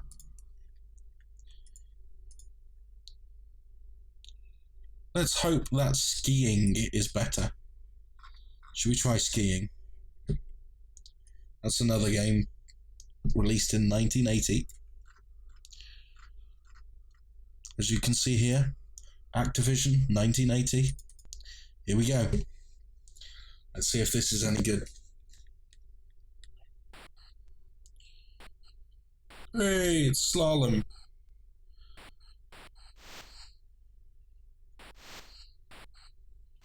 Can I speed up? Can I slow down? Nope. I'm just gonna move left and right. Whoop-dee-doo.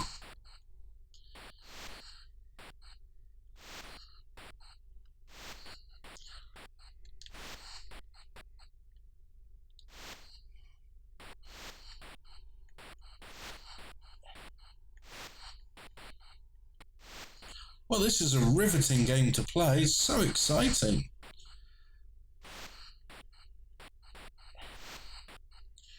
There's the exit. Bang, 40 seconds. Wow. Are there any different game types? Okay, let's see what game 3 looks like.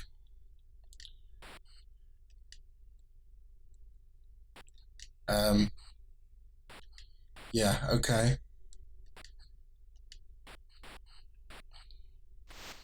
So it increases the inertia on my skis. That's it.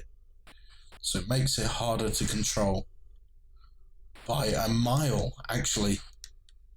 Okay, let's skip that. How many game types do we have?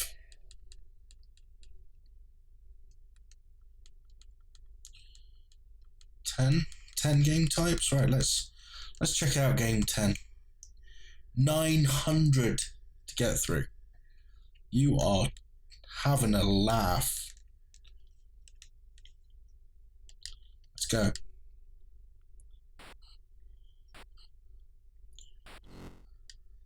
Oh, it's just distance. Okay. So I don't have to go through slalom here. Oh, and it's picking up pace. It's picking up pace.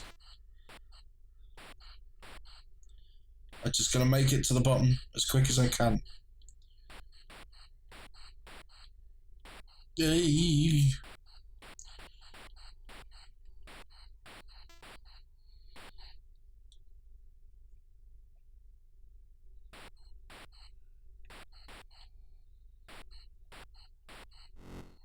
Oh, hit the tree. And again.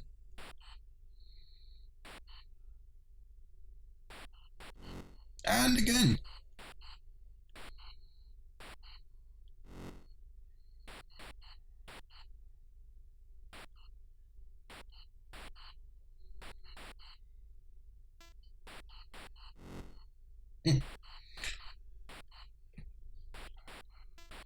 Nearly there.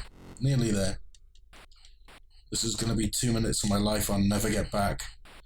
Could you imagine going to a store, buying this game, placing probably 50, well, no, maybe not $50 at that point, but $40, that would be about 30 British pound, into the store to buy this cartridge, take it home, and this is what you get. I mean, here in the UK, video game consoles weren't that popular. Basically, because the games were £30 each. You had a Commodore 64 or a ZX Spectrum, and the games would be anything from 99 pence to maybe 10.99 for a big title. As time went on, they'd be like £15, but nowhere near prices of arcade or console games. And that was craptastic. That will be the first and last time I ever play skiing.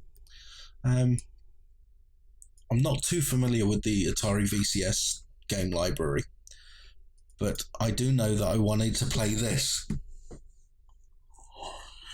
Video pinball. I'm a huge pinball fan. When I saw this in the game library, and it's released in 1980/81, this is the 81 version apparently, but according to my file it says 1980. I had to give this a look. This is what passed for a pinball simulation back in the day. Woo! Let's hit that Atari logo. The ball bounces more like Breakout than it does pinball. Oh, I hit a flipper. Hooray! Yeah, this feels a lot more like Breakout. Do, do, do, do.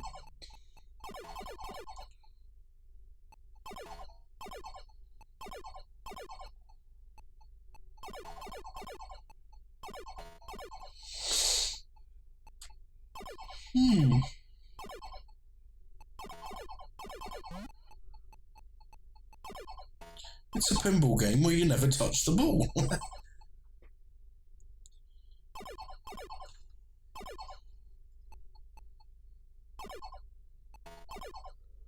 Oh, there we go.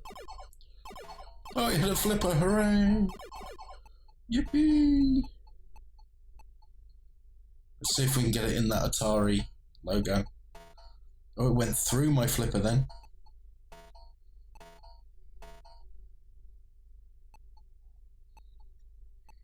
Now what? Now what'll happen? Well, at least it's got that keep alive running. You won't lose the ball in dreadful circumstances like that, which is cool. That's pretty forward thinking, actually.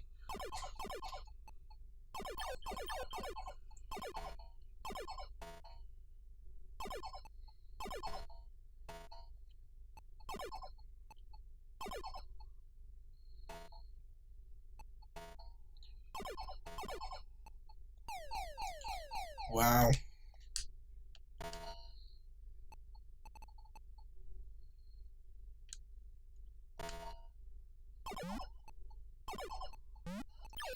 Yay, we got an Atari logo. What does that do? Will we find out? Will we actually get to touch it with our ball? Or will it fade away before we get the shot?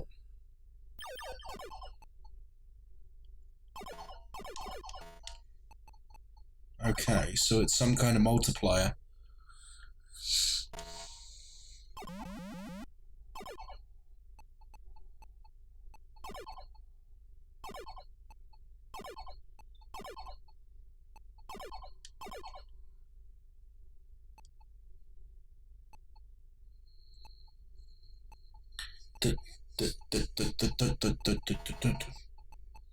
Pow!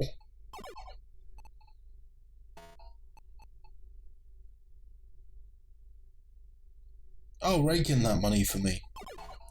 Money, money, money. Straight down the hole in the middle. It's like the game decides, right, that's enough of gameplay for that round. Down the hole you go.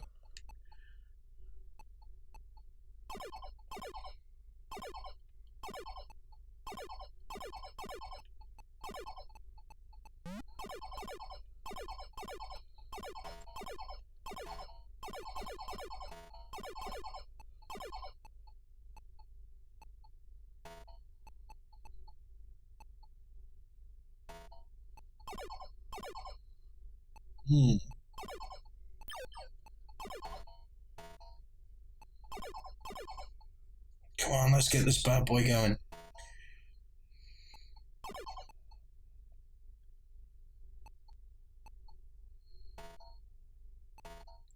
It's kind of funny to look back on games as primitive as this now, because there's no way that in my mind I could have ever seen myself playing this for hours at a time. I think I was lucky in a way because, as I say, I was born in 1980. I wasn't already here in 1980. So the games on the Atari were a bit before my time. I never got to experience an Atari firsthand when I was little. The first system I had was a Sinclair ZX Spectrum. And I think just those couple of years made all the difference. I don't think that I would have been as into video games if I was born in the Atari era as I was being born where I was the year I was.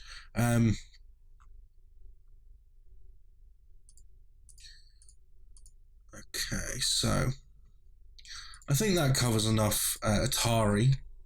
I think we've seen enough Atari for one moment. I am just going to go to the bathroom. I will be right back. So I'm going to set an advert running on YouTube because it sets an advert running every hour anyway. So I'm going to set an advert. I'm going to put my running soon video on, and I'll be back in a couple of ticks. Okay, so as I say, I'll be back in a moment. I'm just going to run an advert.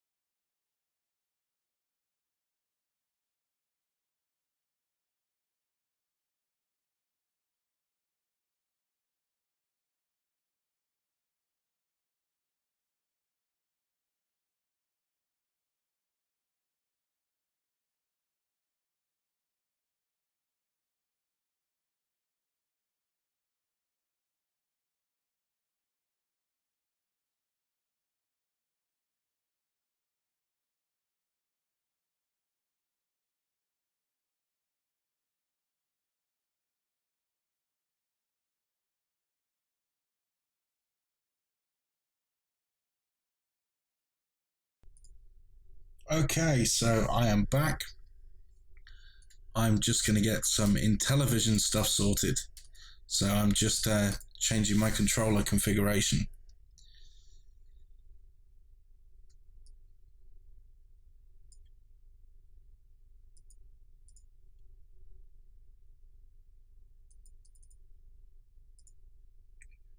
Okay, so there's a couple of games here.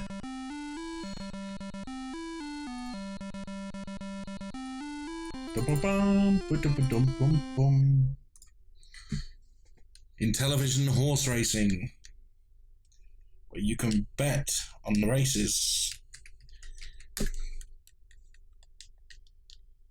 If I knew how. So the interesting thing with the Intellivision, apart from its god-awful sound chip, is that it had so many buttons.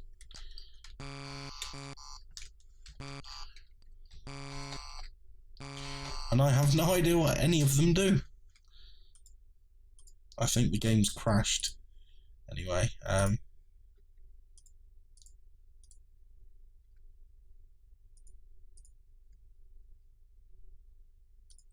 so let's try the controller configuration again. So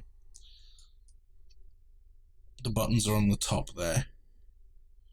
Right, okay, that's easy enough. Let's try horse racing again. Let's go for horse number 8.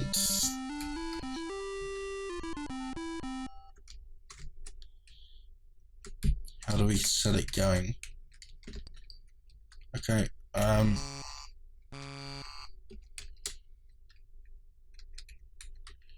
Yes. Moving on. There we go. Okay, guys, can you see the actual game here or no?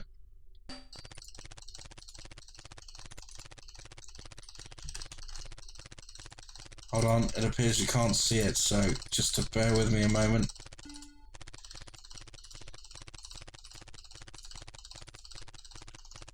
Can't have you missing out on all this horse racing goodness.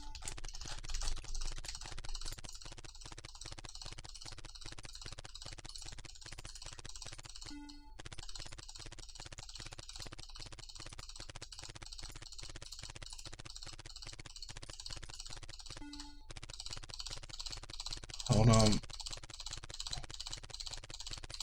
I'm trying to get this going, guys.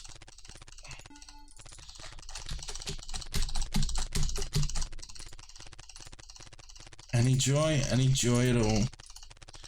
No, the video's just not showing up.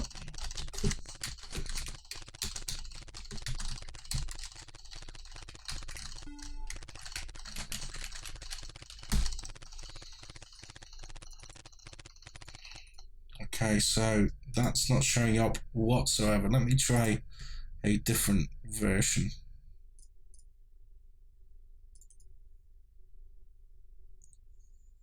Oh, excuse me.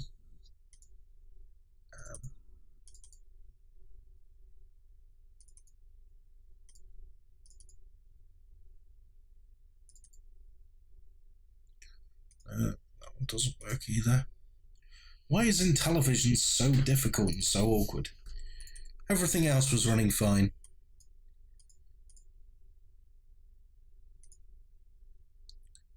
Okay, so let's get this running again. Let's try the horse racing again. And hopefully this time you guys can see what I see. Hopefully.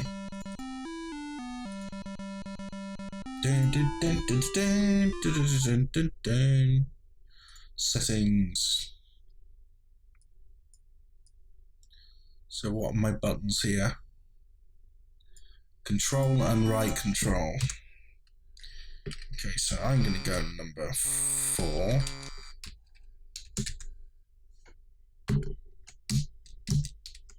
I can't go number 4?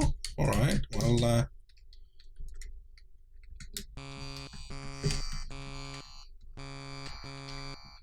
let me go number 7. Or anything. Can I change? I wish to change. There we go. So let's go number 7.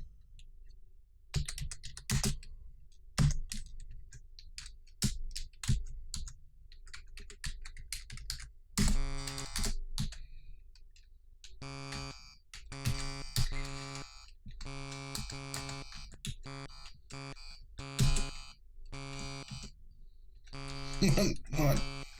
I don't actually understand what's going on here. I think I'm in the betting stage, but it won't let me bet. So there's something I'm missing. This is like my first time playing, so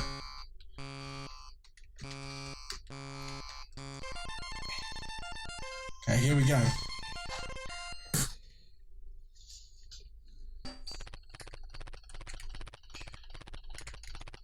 Which one am I?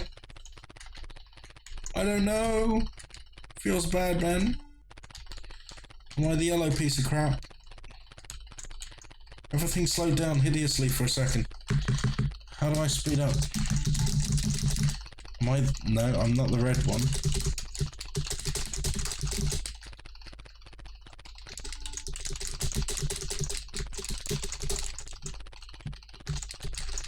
Wow.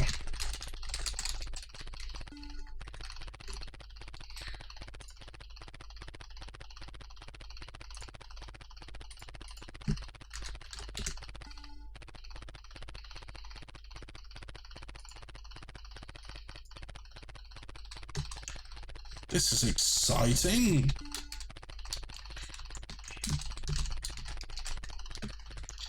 How about horse racing, ladies and gentlemen? This is riveting. Right, next. Let's get rid of this pile of crap. Let's try US skiing. Okay. Hopefully this is better than the Atari 2600 skiing. Bad. Black sheep, have you any wool? Holy crap, this control method sucks. No, I don't want 7 skiers, I want 1 skier. Slope 1, slope 11, course downhill. Okay, yeah, that's fine. Okay, we're off. And I am down the hill.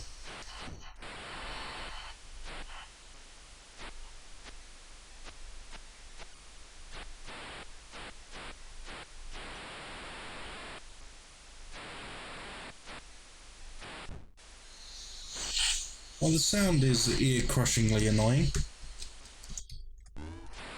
But at least in this one you can jump. You can avoid obstacles to a degree.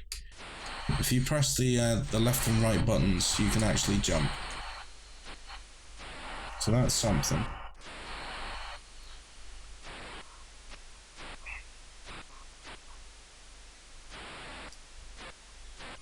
It's still freaking terrible though.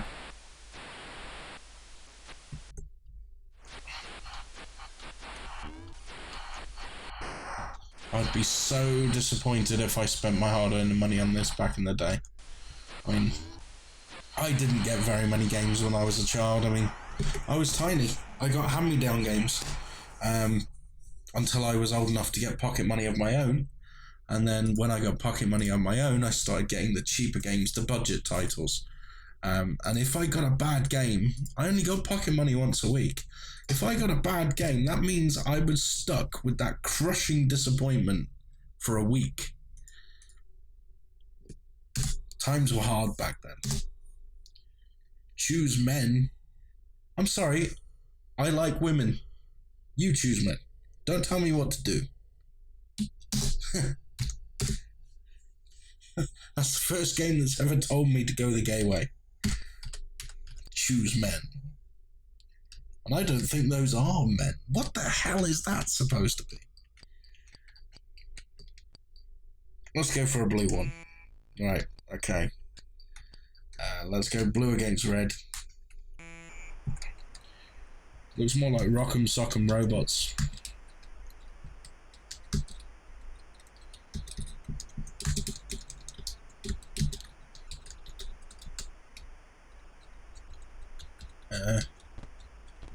Okay, initiate. I'm tongue-tied. Initiate pummeling.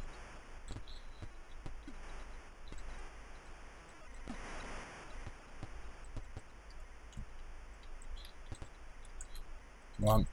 Come on, take him out. Take him out. Take him out.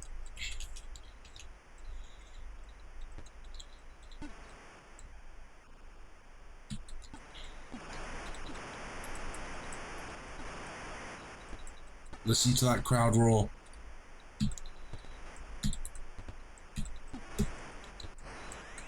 Oh, I'm on the deck. How do I get up? Okay.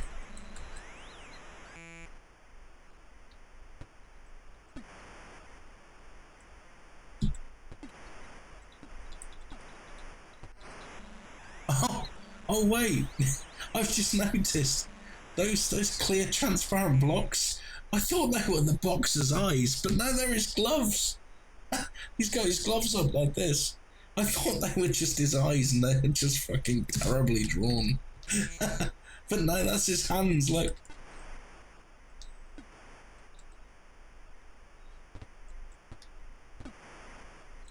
Son of a bitch. Sports games sucked back then. This is terrible. This is not even close to boxing. This is just hammer the buttons until one sprite falls over. I'm not even controlling the movement. I'm just literally punching. The computer's doing all the movement. I am so glad I was out of this Intellivision era when I started playing games. Wow. Only tennis can save it. Let's hope that tennis can save it anyway. Surely tennis can't be bad. Come on, Mattel. Show me your tennis game. Why am I controlling both guys?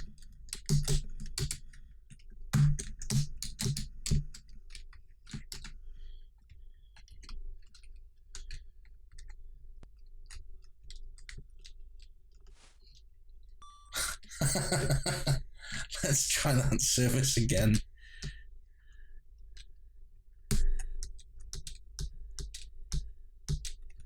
Can we try it again? Will it let me? Pick up the goddamn ball. There we go. Bang! Yay! So I take it I've just got to rally back and forth between myself.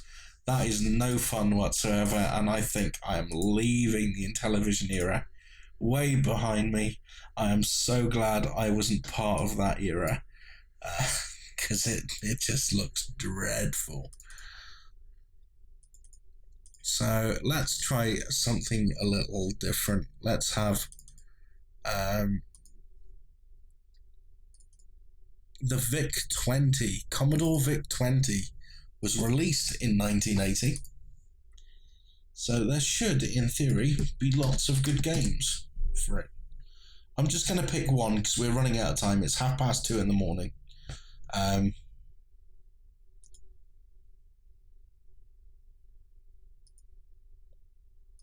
Let's try Voyage to Atlantis.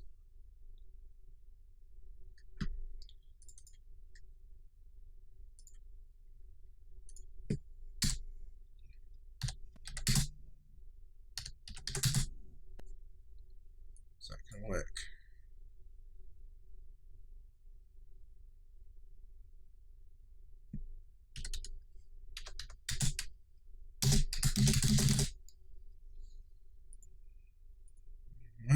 Okay, let's try.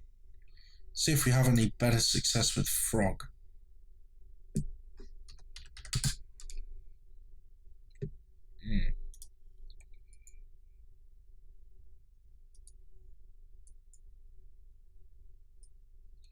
We'll try unzipping it first, see if that makes a difference.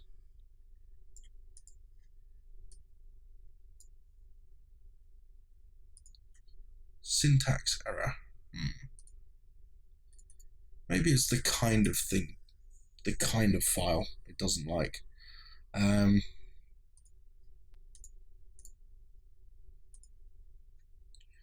Fumbling my way around this system. I've never used a VIC-20 before. I've always used a Commodore 64 or a Commodore 16. So this is a bit of a learning curve for me. I'm just going to find a game of the 1980 era that I can use as a test. There aren't a great deal of games. As I say, the machine was launched in 1980, so there may only be a handful.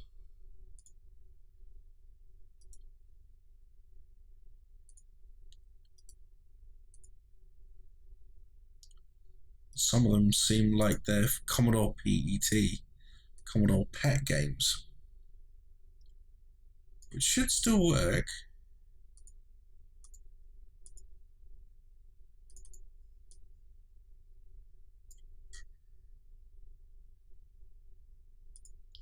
Syntax errors. That's not good.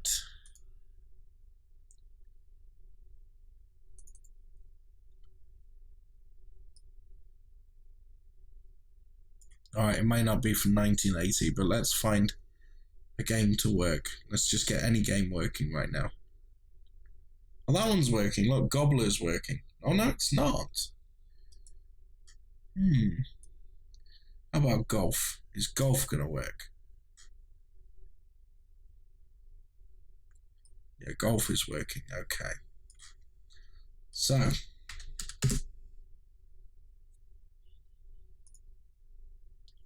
We won't be able to show a game released in 1980 perhaps, but we'll be able to show off a system that was released in 1980. So let me just find a game that could be interesting. Something I like the sound of. Space Escort. That's either a game about space hookers, or we're gonna be shooting enemies.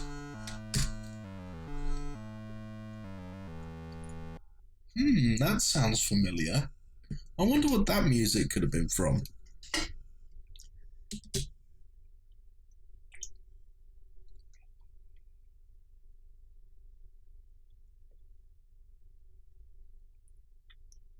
Please wait.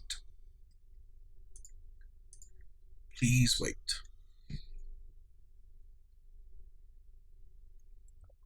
Still waiting.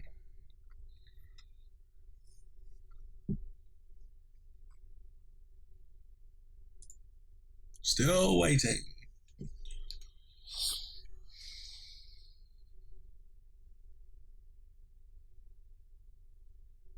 It was a modern miracle back in the day to actually load software from magnetic tape. It was the future. It's absolutely incredible. I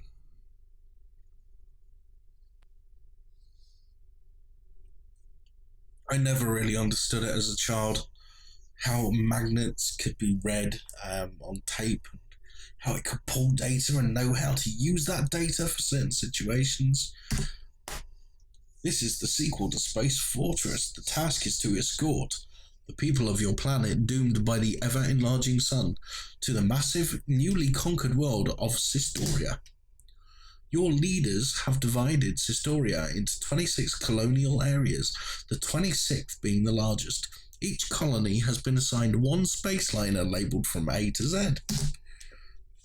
The loss of any liner will automatically put you up a level.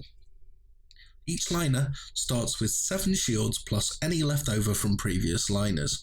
The liners are coloured according to the number of shields remaining. The colour code is as follows: red, 4 or more shields; blue, 3 shields; green, 2; purple, 1; white, no shields left. You have 9 fighters controlled as follows. Here we go, right. So A left, D right, F1 up, and F5 down. What a weird control system. Or use joystick. On reaching the planet, you'll be awarded 4 extra fighters, but you can never total more than 9. There are 4 main waves of attack. They attack for a limited time only, and after the time is up and the remaining few are destroyed, the next wave appears. Destroy all the last wave and you'll be at the planet. So that's just showing what enemies there are, what points I can get, and it's loading the game. Yes, all that loading was to load up that part of the game. Now we've got to load again to get into the actual game itself.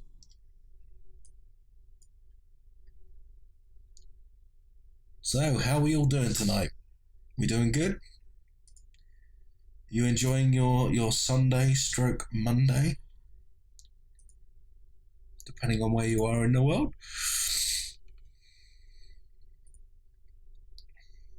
Okay. Something's happening here. This game has some unique functions. Press 0 to restart at any time during it. Press P to pause the game at any time and return to continue. Use cursor controls to center the screen. Press S or joystick fire button to start a new game. Press spacebar to start a game where you left off. Press a key.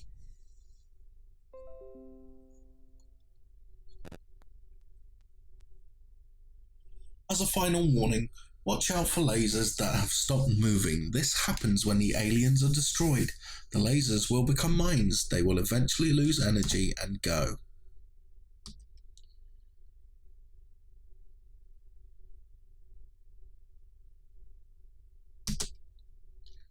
Okay, so now we're loading the level.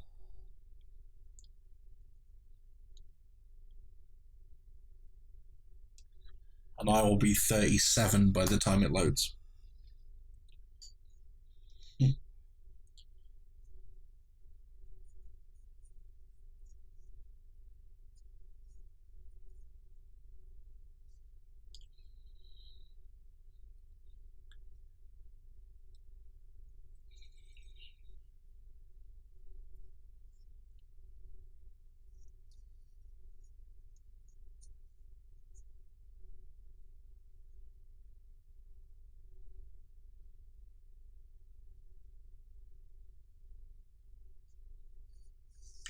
Still loading.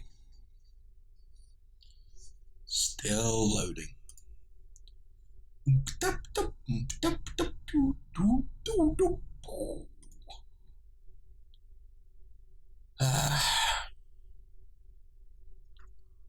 Well, at least it gives you time to think, you know? You can contemplate how your life got up to this point. What other things you could be better doing with your time, rather than wait for this tiny little program to load on tape. They hadn't perfected magnetic tape loading at this time. Commodore PET and VIC-20 games, they were 4 kilobytes maybe? 4 kilobytes of data, and it took this long to load. It's still loading. For 4 kilobytes. 4 kilobytes. Still loading. I'm gonna fall asleep at this rate. Come on. Come on. Come on.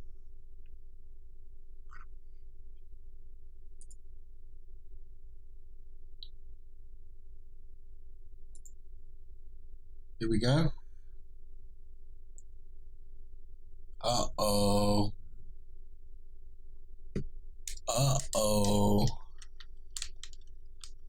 You are kidding me. You are kidding me.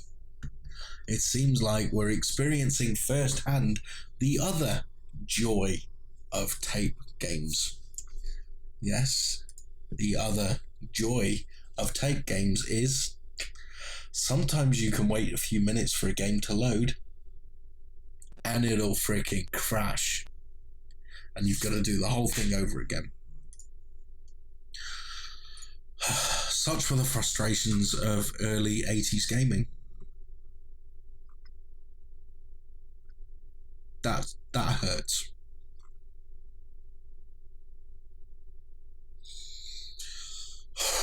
That hurts big time. Alright, so let's screw that game. Let's try a different one. Yeah, the system's just crashed out. Wow. Wowza. Look at that. It's completely buggoed.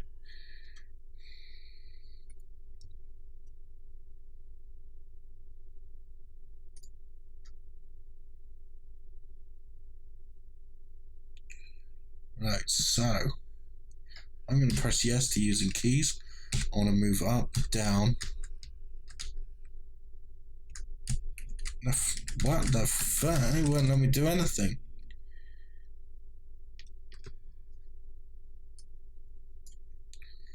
Let's reload that because it completely screwed up my controls.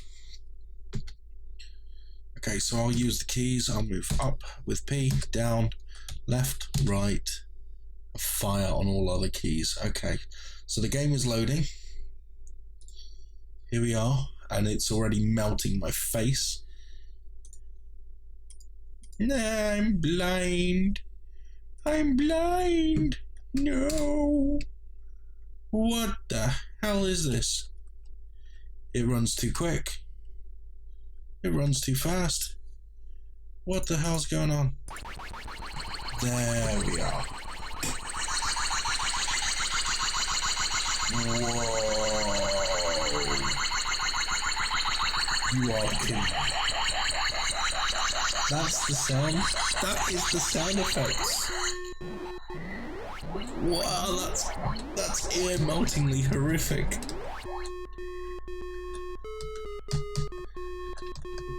No wonder why this game's called R.I.P. It's an R.I.P. of frickin' eardrums.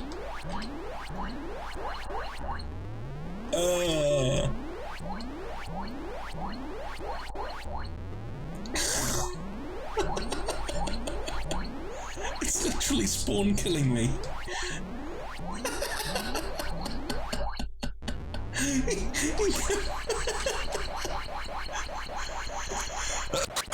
It completely wiped me out on spawn. I have no chance.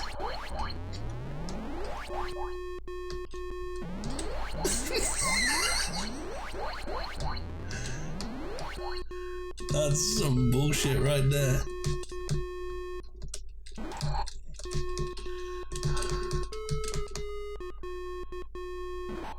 Oh, yeah, here we go. Next room.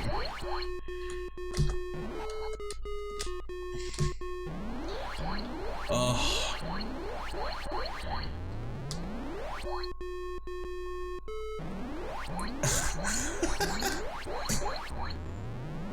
Now, this game was released in 1984. It's a clusterfuck. It's the first time I've ever played RIP, and wow. This is just plain pain. There can't be a single person on this planet that played RIP and enjoyed the experience. It just can't be possible. It cannot be possible. This is terrible. Not everything was a gem in the 80s. Holy shit. This hurts your ears. I've had to take my headset off, and I can still hear it coming through. Bing, bing, bing, bing.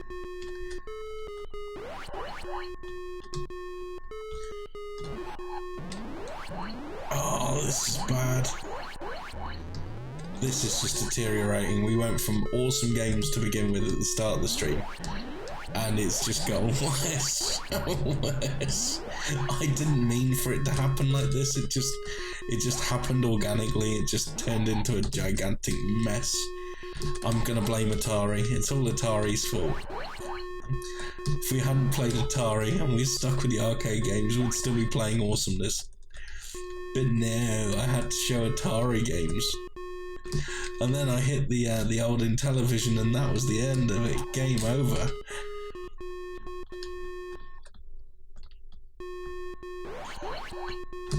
God, this is dog shit. Oh man. Listen. Look. I'm gonna torture you guys. Okay, I apologize in advance.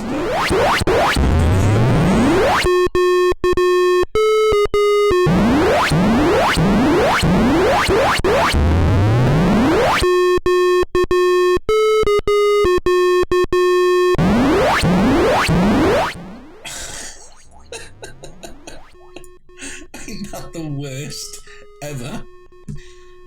Wow. Surely there's got to be a better example of what the old VIC-20 could do.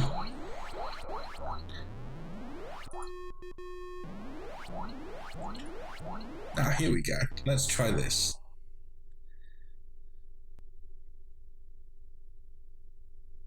Let's try this. This can't be as bad as the last game was. It's impossible. Especially if it's what it appears to be. So let's speed that tape up. And let's hope, and it is, it's a Donkey Kong clone. So now we're just going to figure out the buttons. I've been squished. Now what?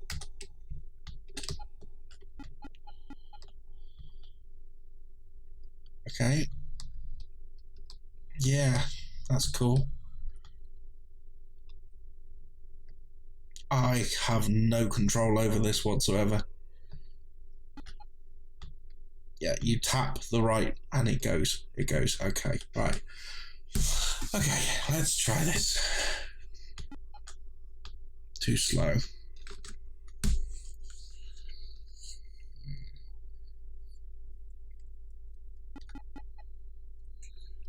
Fell too far.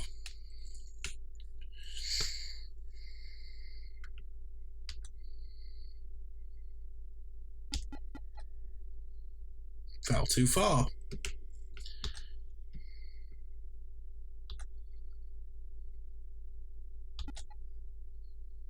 Fell too slow. God, this is hard.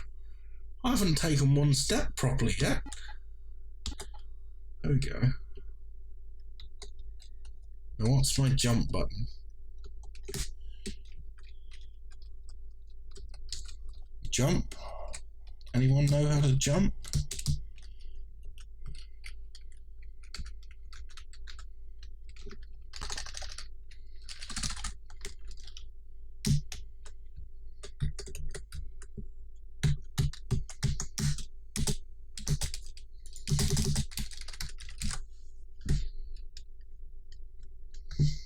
Joysticks do nothing. Keys do nothing. How do I jump?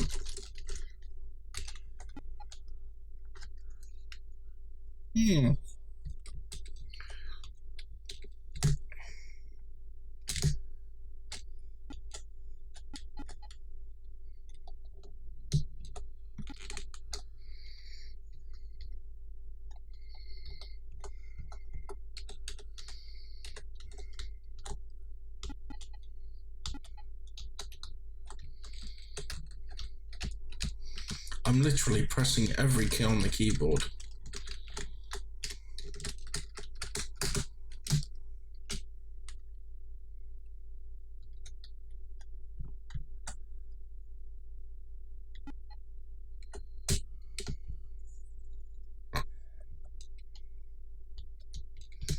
I'm very confused right now.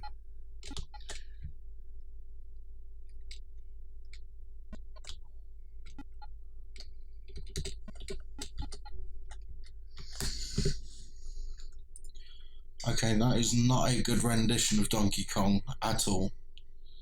Let's try one last game for the VIC-20. Gunslinger. With a name like that, it can't be bad, surely. It can't be. It can't be. Come on. We've got to find a good one. We've got to find a good one.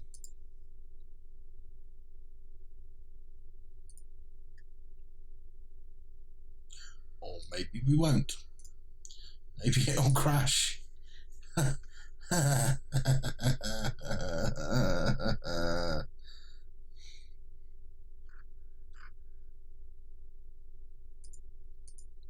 Right.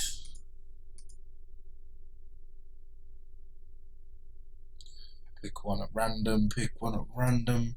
Weetabix versus the Titchies.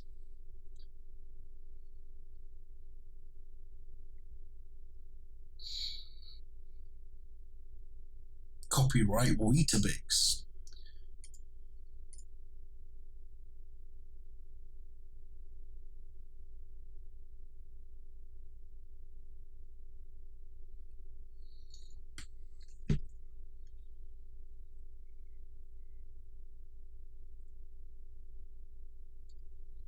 Okay, I think it's loaded. I think it's ready. I might be wrong.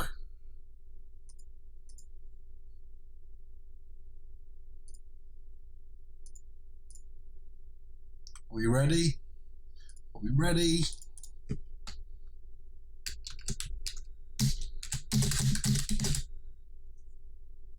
I know it says loading still, but it's taking an awful long time.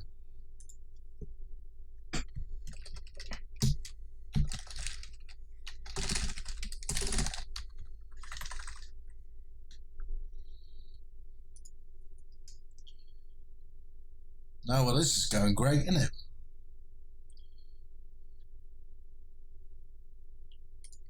Right, screw the VIC-20. Screw it, screw it, screw it. Nothing but problems so far with it. So let's go back to the arcade. Let's finish the stream on a high note. Let's have a good old game of Defender. And we'll end the stream there because it's nearly 3 o'clock in the morning. So we're going to play Defender. And then we're going to end it on that note.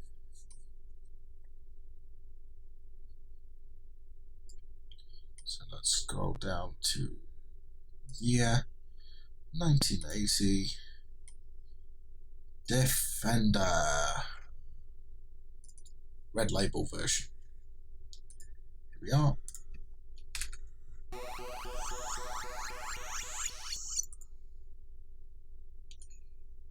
stretch it out properly across the screen.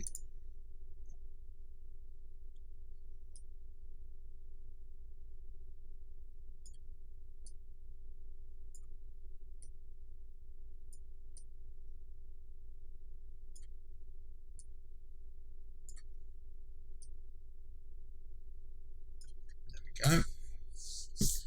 Okay.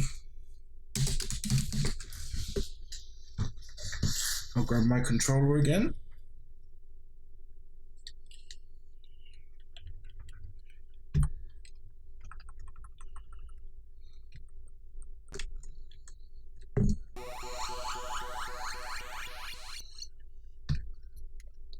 I'm going to play with keys.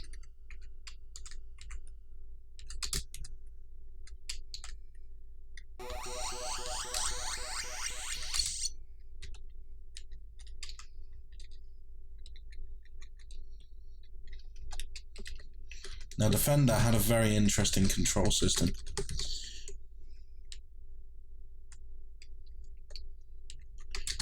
Basically, instead of turning left and right with your joystick, you had a button to turn it around for you.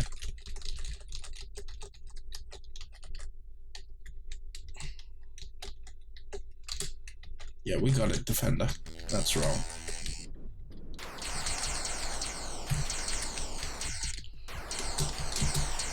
So it takes a bit of practice to get in the swing of turning your vehicle around. And the idea is to protect the humans at the bottom of the screen before they get whisked away by the aliens and mutated into bad guys. Very difficult game indeed. It's another one of those games where I always struggle with it due to the control system, but I always had fun playing, and I still do to this day, although I do prefer the unofficial successor. Archer McLean made a version called Drop Zone, which is essentially the same game, but it has a couple of extra tweaks here and there, and those tweaks I find are for the better.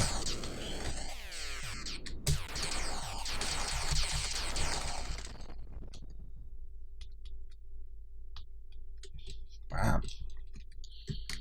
Over so quick.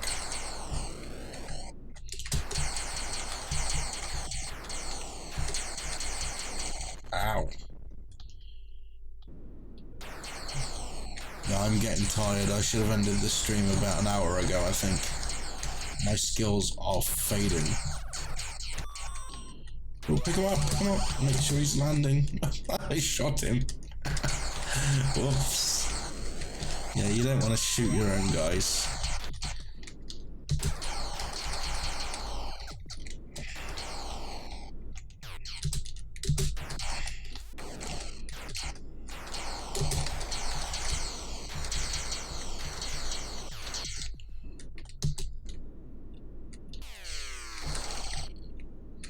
Use a smart bomb on the mutants because they are evil.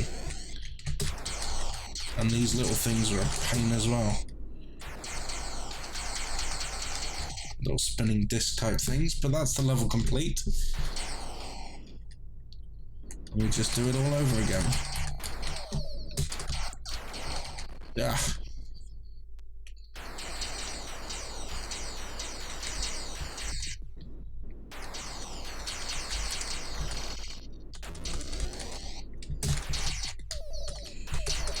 Oh, those red ones are so awkward.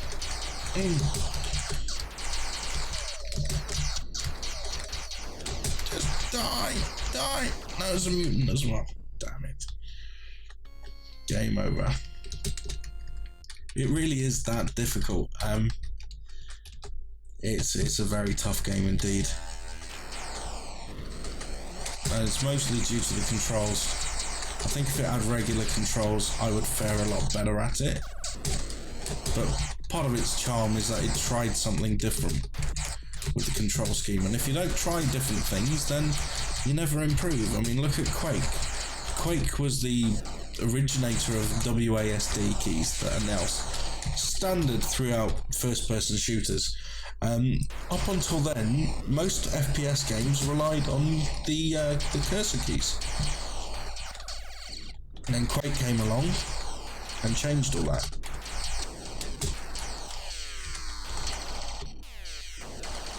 So fair play to Defender for trying something new. Even if the controls didn't really work out for me personally, I can always appreciate the attempt.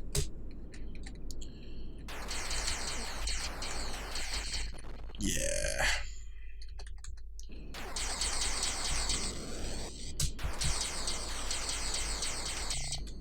And speaking of appreciating the attempts, well, I know the last half hour of the stream hasn't exactly been extremely successful, but if you want to support me on Patreon, I do have a Patreon page. It's patreon.com/Juggernaut. If you don't, then that's totally cool as well. I just think of it as a tip jar, so if you want to give me a tip, then by all means, please feel free to go over to Patreon and have a look. If not, then that's totally cool too. As long as you enjoy the content I put out there, then that's all that matters for me. As long as you enjoy it, please like and subscribe my stuff. That really helps me out too. So I will be continuing back as normal with live streams. I've got the week off on holiday, so I'll be doing a lot of recording footage. So there may very well be a few live streams this week where I'm doing recording and PC Engine CD footage ready for the top 50 list. At the moment, we've got under 100 games to play through left. So we've played through the majority of them. It's just this last kind of 100 games that we've got to play. I might do some offline and just do them really quickly because some games I have played before. There's a lot of shoot 'em ups on the list, so I might run through those and just stream some of the unknown games so we can discover them together. I think that's a plan. I think that's a good plan. So I may start doing those at some point throughout this week, if not probably the weekend. But I'm gonna aim to get a few live streams in between now and the weekend. In the meantime, thank you very much for my birthday wishes. I really appreciate that. I really do. We are so close to 1 million views now. It's incredible. I couldn't believe it when I got 500,000 views. But last time I checked, I'm at something like 953. 953,000 views is crazy numbers for me. I'd never expect that in a million years. And it's the same with subscribers as well. We're at 4,100 subscribers right now. So we're so close to 5k. And I said, to mark 5k, I'm going to do a really good video, one that people have been after for a while. I'm going to do a top 100 Nintendo game video when we hit 5k. It's going to take me a while to do, though, basically because there are like 300 great NES games or more. So bringing those down to even 100 is going to be hard work.